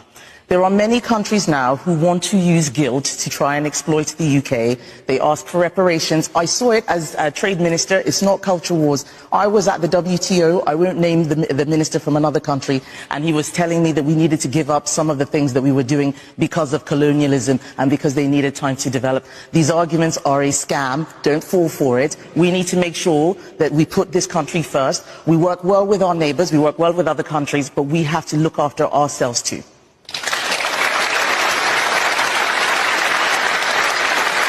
Well, I mean, those advocating for reparations would say, shouldn't we just make up for some of the damage we did through the slavery? As a black woman saying that, they may find that hard to understand from you. Well, there are many things that the British Empire got wrong, but there are many amazing things that the British Empire also did. And we need to be honest about that and stop pretending that it was all bad. The British Empire ended slavery, the Atlantic slave trade. We need to talk about that more. You don't think she's overcompensating? That's her job. She's it's like you're doing your job. We all have jobs here. When we go to our job, things we do on the job is not what we do in our personal life. It's not our personal view. Politics is a career. And if you're a member of this, it's like being a member of the Conservative Party is like a member of a company. The view of that company, the value of that company is what you have to express. So that's the nationalistic position. Like every nationalist, that's their position. Like we're not guilty of anything. We don't want to, this is, so she has to hold that position, that view for her to really do well. And party members, they're all happy. And that's why they supported her. And she, in fact, she's very brilliant. If she's, I would call it selfish, but brilliant. Exactly. She's very brilliant.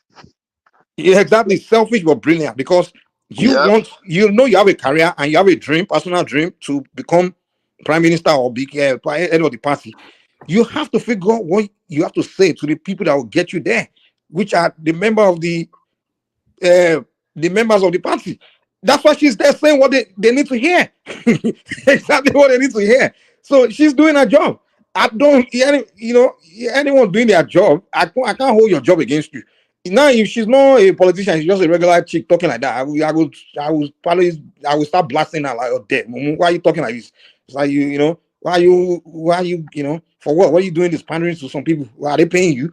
We have, this question, are they paying you? So she's doing her job. I just see someone doing her job. That's all.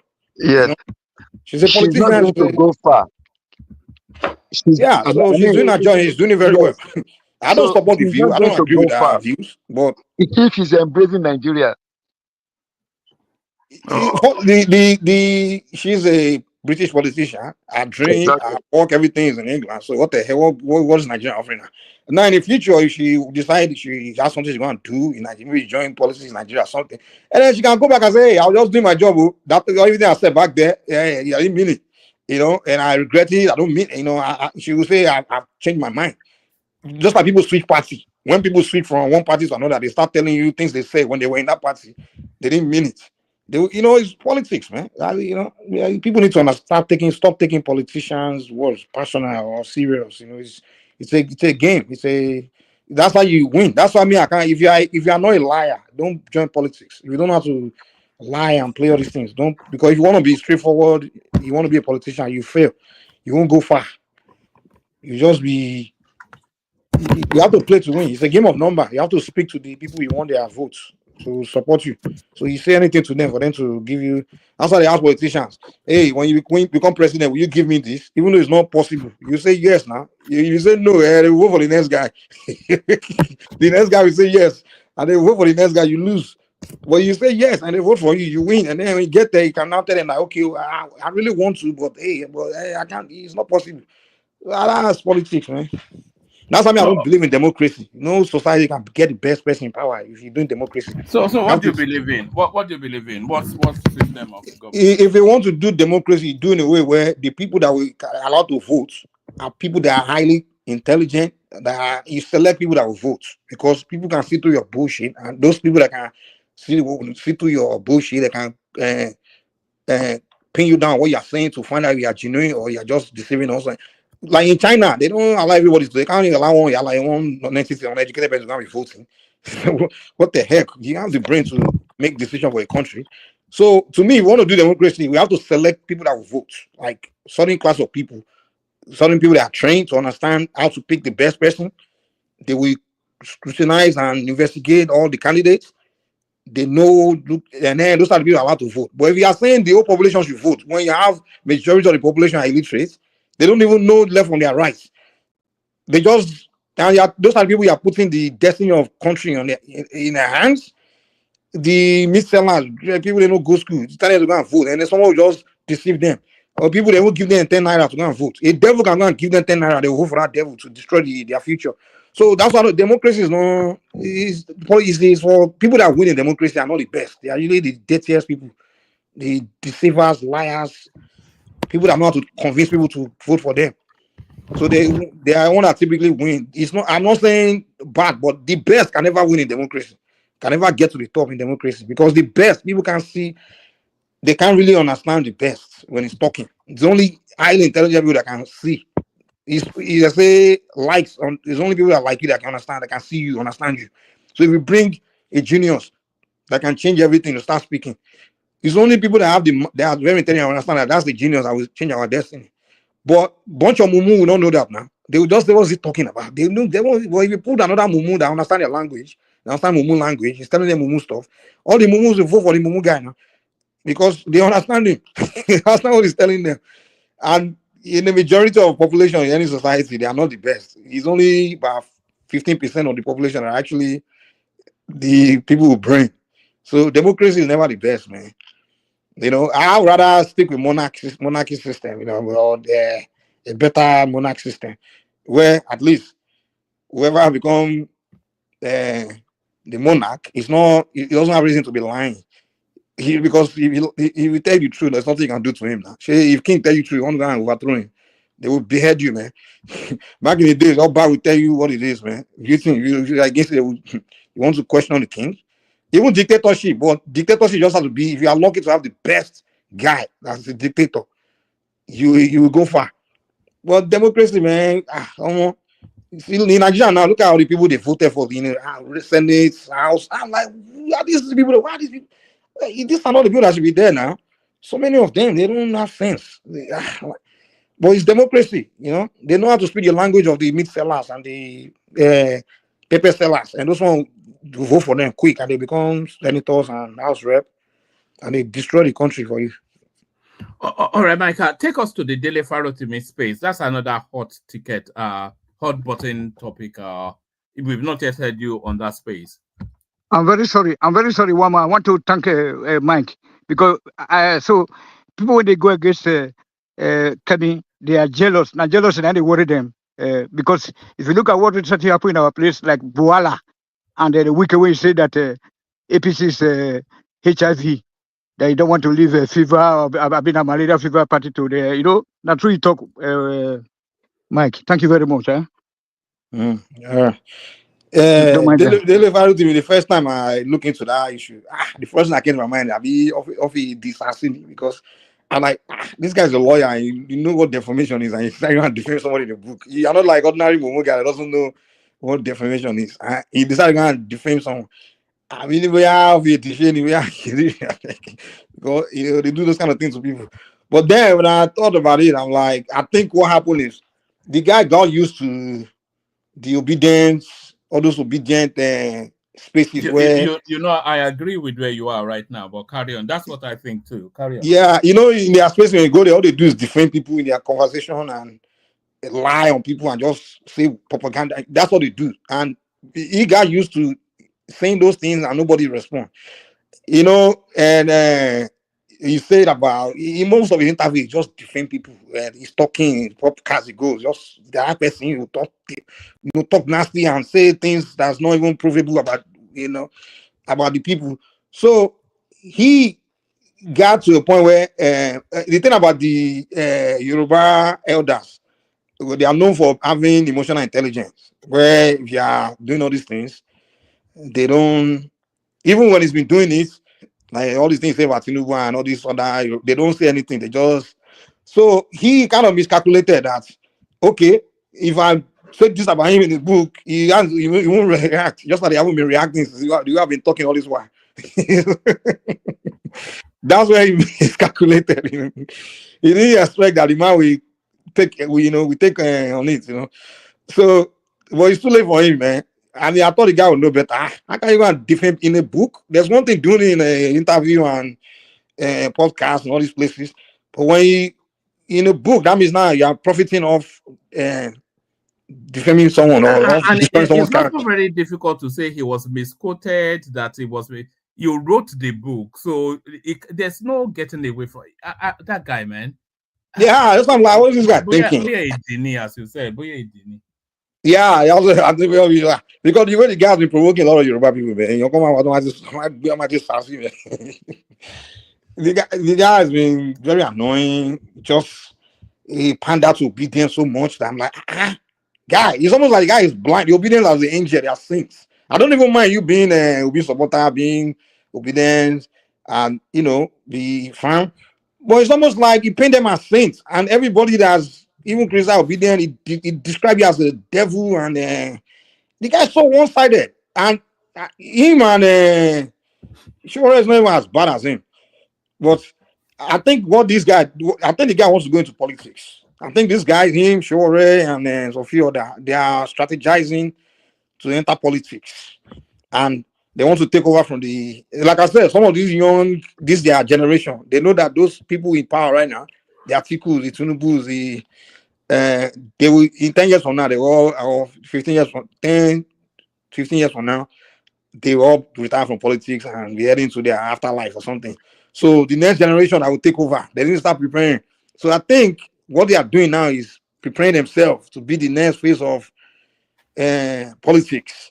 So his strategy, yes, exactly. That's why I say with Shore as well. He's not preparing for this phase. He's preparing for his phase after. Yes. Yeah, that's what they are. It's particularly Shore, that one for sure. So what they're doing is VDM is a show banker. It's our next president. VDM. Yeah, those guys, what they are doing there, I mean, I got to give it to them. Like, hey, VDM, if we had for any one of us, just people with their generation have been quiet to say they want to start running against them in the future because they've been building their fame from. they're packaging themselves. The only thing I don't get with Shore is that it's not politicking it very well, No, this is Shore's strategy. It's far in age bracket from Peter Obi, so it needs to manage that space better. No, Shore, what he wants to do is, which I give it to him, but he's kind of blowing it. He wants to capture the Southeast. You understand?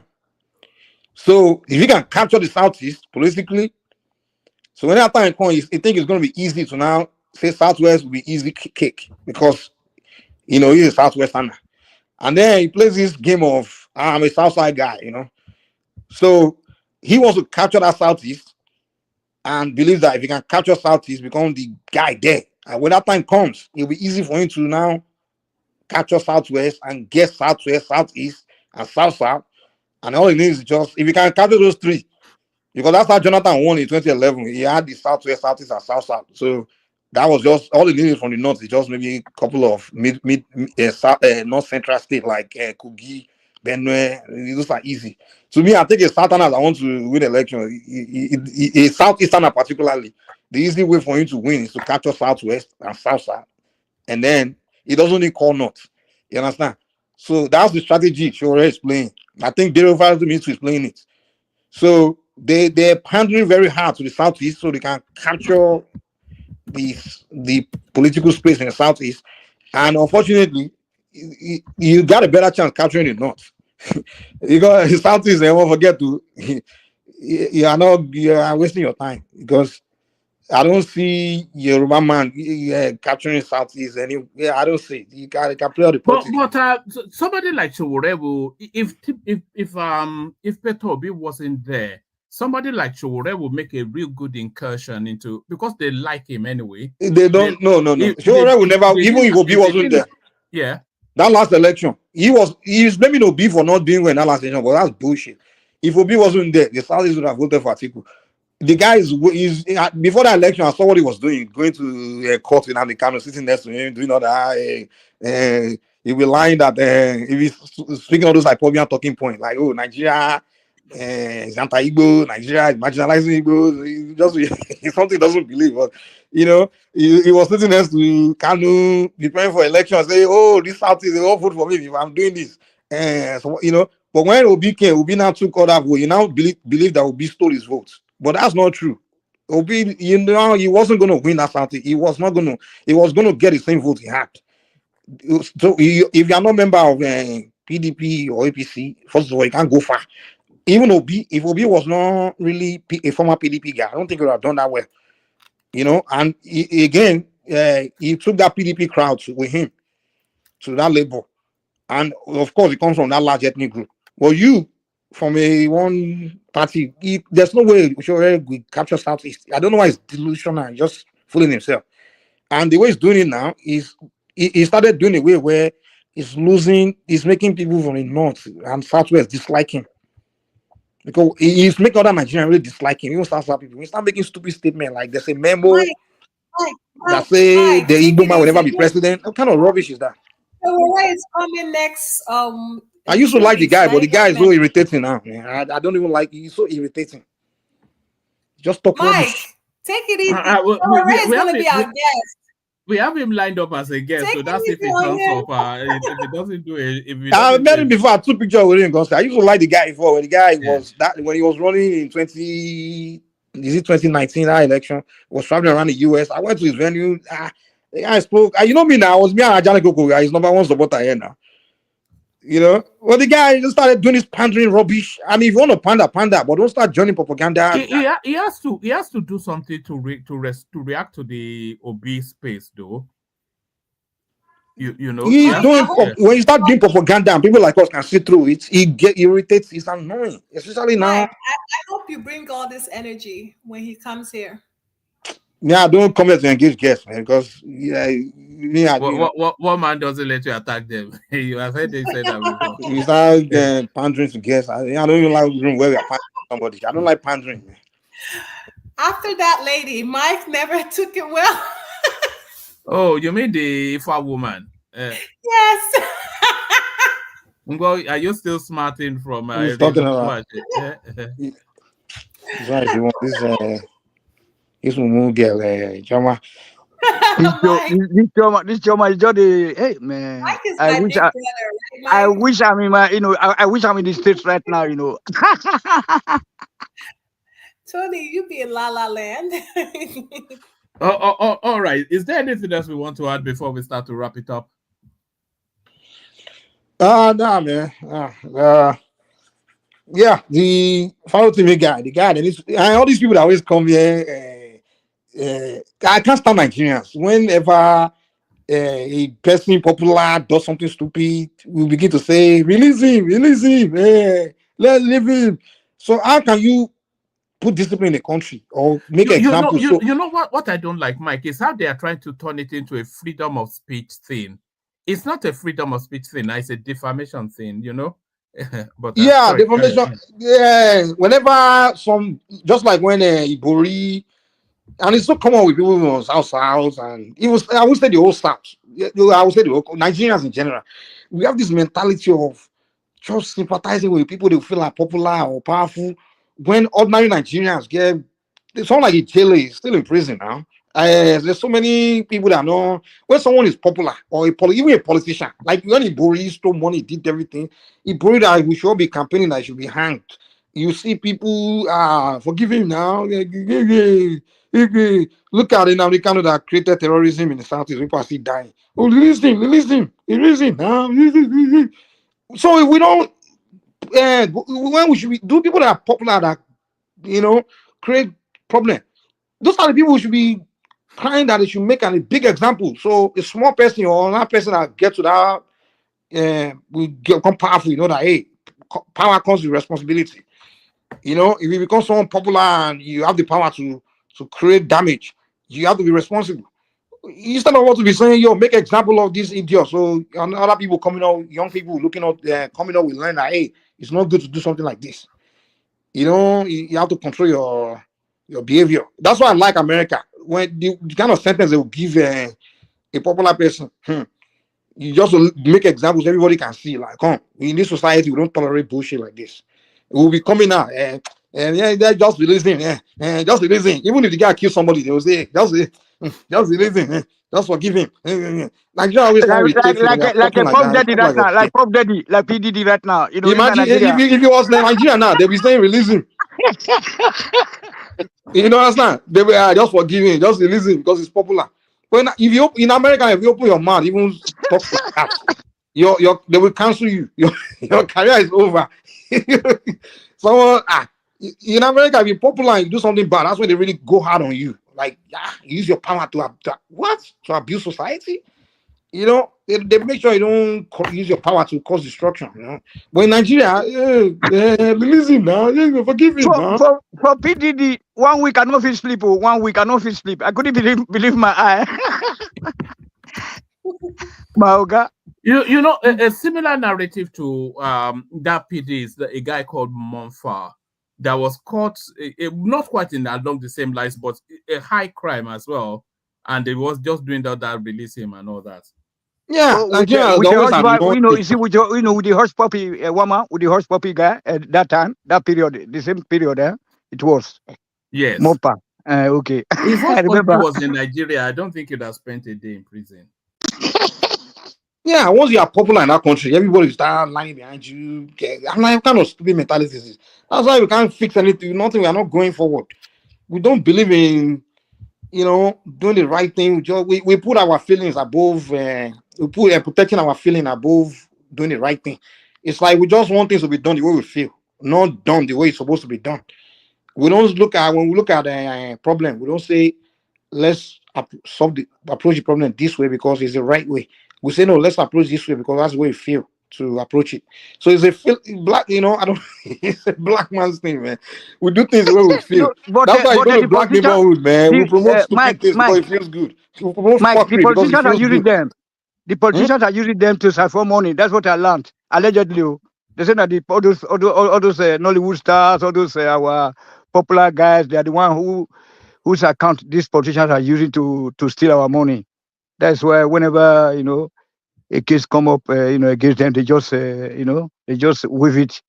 Look at many cases that are not being landed at all in Nigeria. Some will just come up, they just blow them up, put them for one corner. You know what I'm saying? Black people will not go nowhere. You are right. Yeah, if we spend the same energy going for prosecute that person, the same energy as we use saying release him, maybe we'll have some, some prosecution going on. Some if you're a poor man, they'll just put a tire. If not, for example, they hang him. They'll just put a, They also who born monkey. We go. Who born monkey? If I poor man, nobody. They hang him and say they should shoot him off. Well, if somebody popular, we start worshiping that person, even if that person don't relate to us. Especially when you come from where you come from. Leave him, you leave him, it's our son, the fuck out of here, man. So Mike, when can your people expect you back? They've been harassing me all day. No, I'm very busy right now. I got so much. I know. That's why I keep telling them that it's just the man has to make a living. But are you following the demolitions in Abuja and Wike versus all the big wigs? Are you following that? You see that last election, the Wike was the one I was going to be campaigning for. I like that guy, just like him, man. Like he's a very straightforward man. He's very, very straightforward. Like, hey, he gets things done. The guy, when I look at Wike, I'm like, this guy reminds me of me. This is where I am. I know they look face. He get things done. That's why I like him. When the guy was governing Rivers, he get it done. And when you see something not right, he doesn't sit around be trying to pander or trying to please people. He just say like it is. When you see something wrong, he stand against it. That's why I'm sure the guys on the South Side, because typical South Side people, they don't know how to stand for, like say like, but the guy stood, it wasn't for this tax issue where that Tinubu is pushing now. It was Wike that started it now. It was the one that first brought it up. Like, what is this rubbish? This Rivers is just paying this amount of tax and getting this this little back. So the guy always speak to the issue that affect his people and stand up for, he does his job, what he's put out there for. So that guy will make a very good president, So the guy in Abuja there say, come, I don't need shanty around here, man. No, he's not. No, I don't need it. I'm not looking your face. Let's do things the right way. Let's demolish shanty. The goal is to make the city beautiful. And Abuja has always been after that policy from day one, because I lived in Abuja in the 90s and in the early days when they still have only Gariki. The best place back then was Maitama. You couldn't even go there. But now it's bigger now. Back then, Abuja always had it, but all these people just come from other states. You see one Abuja marching from Zamfara, just start doing rubbish, throwing trash on the road. They were messing up the city. So the guy was a minister. He said, no, we have to stick to the policy. and he doesn't try trying to explain himself. He tell you straight up. I was watching one interview. He tells you, he said, hey, go and bring your guns. Oh, I like Ricky, man. That guy is my guy, man. Honestly, allocated those land to his brothers and friends and statement. It's not good. I know you don't like Ricky because it doesn't pan out to you guys. All these talking point you guys always do. That man with with a plastic hat, a transplant. You notice when they speak. If it was Ricky that ran against Tinubu, I would have supported Ricky, man. Him and Osibanjo were my two people I wanted to be president. Between him and Osibanjo, it's almost like Tinubu won that election by default. There was nobody. There was no other. They didn't present it strong. Is it Obi or Atiku? So they didn't really give us anything to choose from, did they? Really? If PDP would have brought Wiki or Labour, one of them, I think Wiki would have done better than Obi, man. Or if PDP would have brought Wiki up, Wiki would have won. The guy would have done well in the Southwest. He would have even done well, a little better in the North than Obi. So the guy, I mean, people like the guy, man. The guy was hoping I didn't know Tinubu was going to run. I thought it was going to be Osibanjo. I didn't know Tinubu was running. And then even when Tinubu started running, I was still voting for Wike and Osibanjo. Those were the two people I was hoping would become next president. He was an Agbero now. He was an Agbero from Motor Park before he joined the local government chairmanship in River State. So you can see that Agbero in him.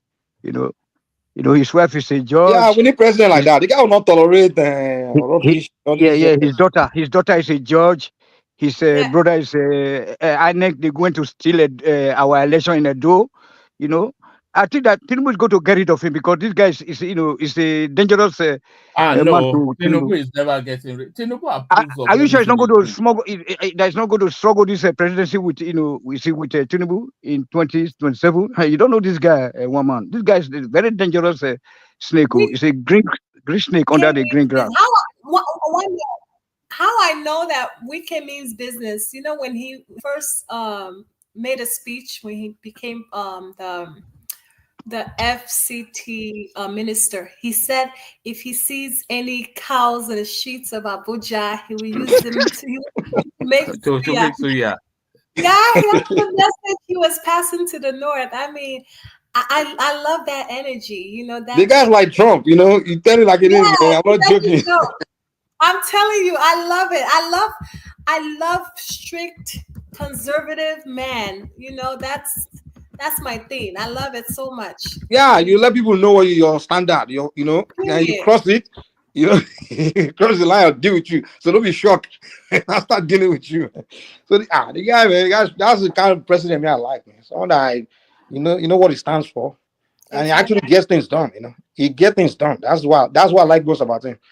When the guy was a governor, I followed the guy. The guy would say, "Oh, he wants to build this, he wants to build that." Next thing you know, the guy has built it. Like, wow. Yeah, and he has bragging rights. So and then you brag about it, like 100%. Because how many other governors are doing what he's doing? Nobody. Those ones they can't even talk. They can't even say this is what we are doing. Or they don't do anything. I like that guy. I like Wiki, man. All right. So that's Mighty Mike. So thank you, Mike. Stay there, Mike. Mike, have a look in the private chat. Let's hear from Dewale. Dewale, are you ready for us? You came in just at the 11th hour of the session. I came in because I tuned into the show right from the inception. But at the point I left and I came back. Actually, I joined it because I haven't heard from Mike for a very long time. That's why. Just find out how is he doing? Is he okay? He's doing okay. Yeah, I'm fine. Yeah, I won't say. So you see what I mean. Your people have so that they just as that proves I'm not. Your people have been harassing me. I have a couple of names that I've been wondering lately. Like I haven't seen them. Coming. That was the time I saw a name at the comment section. That was Fatai. So my thought went to Fatai. He used to be as well, but that's life anyway. I mean, it's good to hear from you, brother.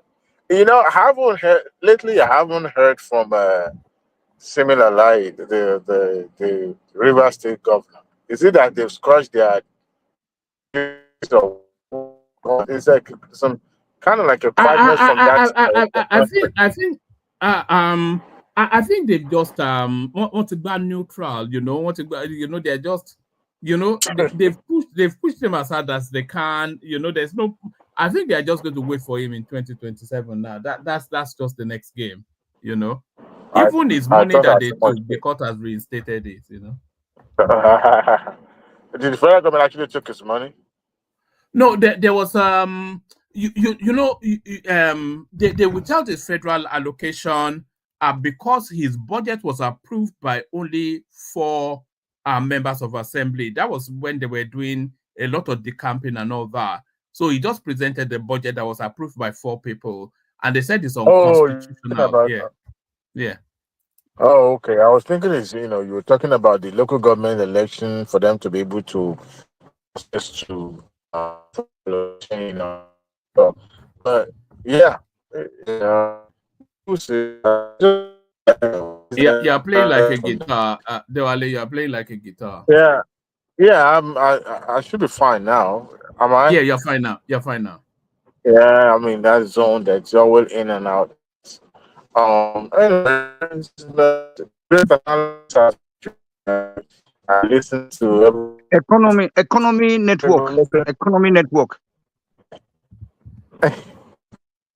Imagine story behind the.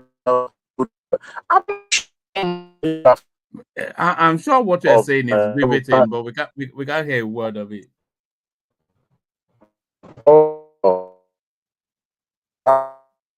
No, not a word. We're hearing it like it sounds like it. All right. All right. Does anyone else? No. In the area. Say something now. Yeah, I said, give me some like a minute. Hold on now. Hold on, Tony. Yeah, say something. It's gone.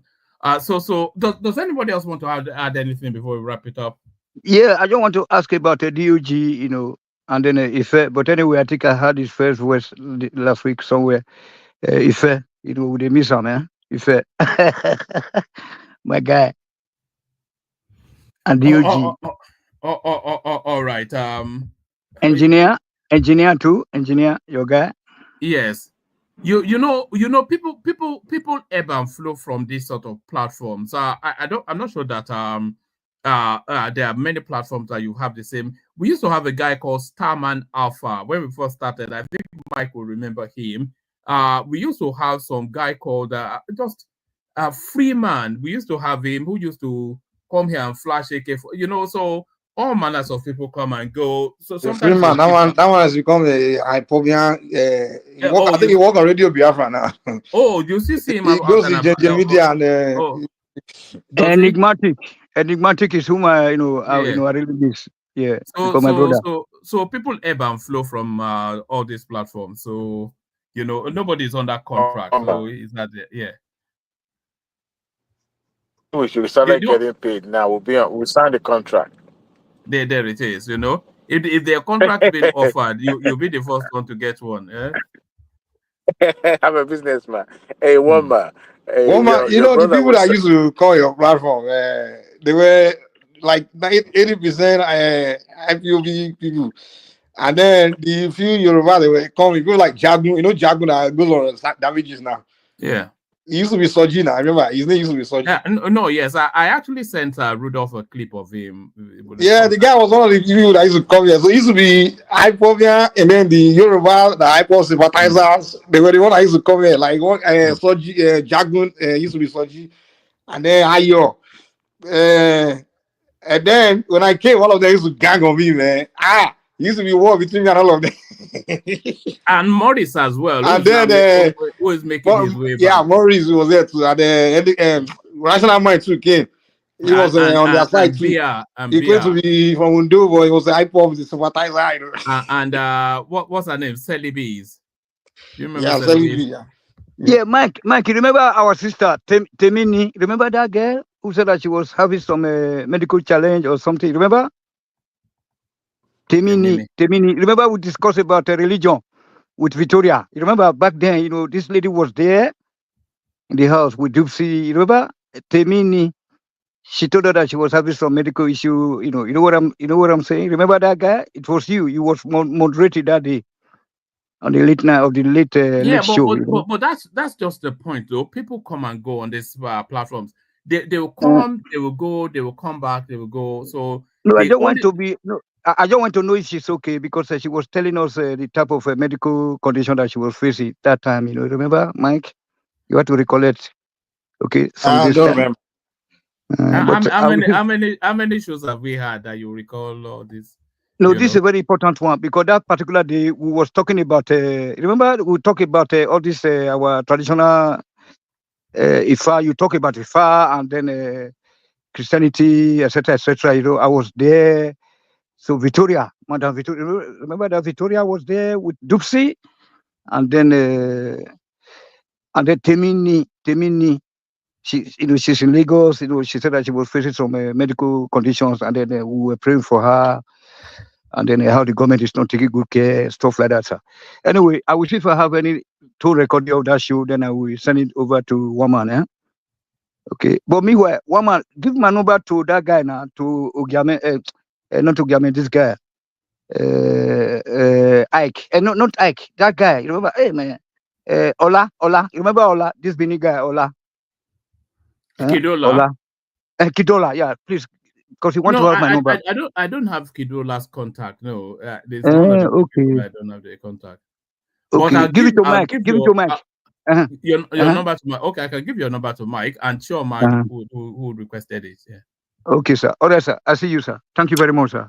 All right. So, yeah. Woman, your boy went to Dr. Damage's show today. No, I saw it now. I saw you.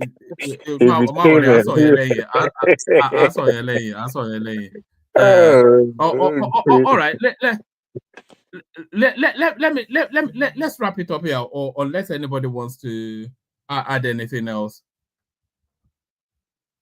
All right. I don't have anything. I just for to do. Is Choma. So thank you, Choma. Thank everyone. See you tomorrow. Apologies for the guest not showing up. I'll reach out to him to find out why. Hopefully have an explanation for you tomorrow.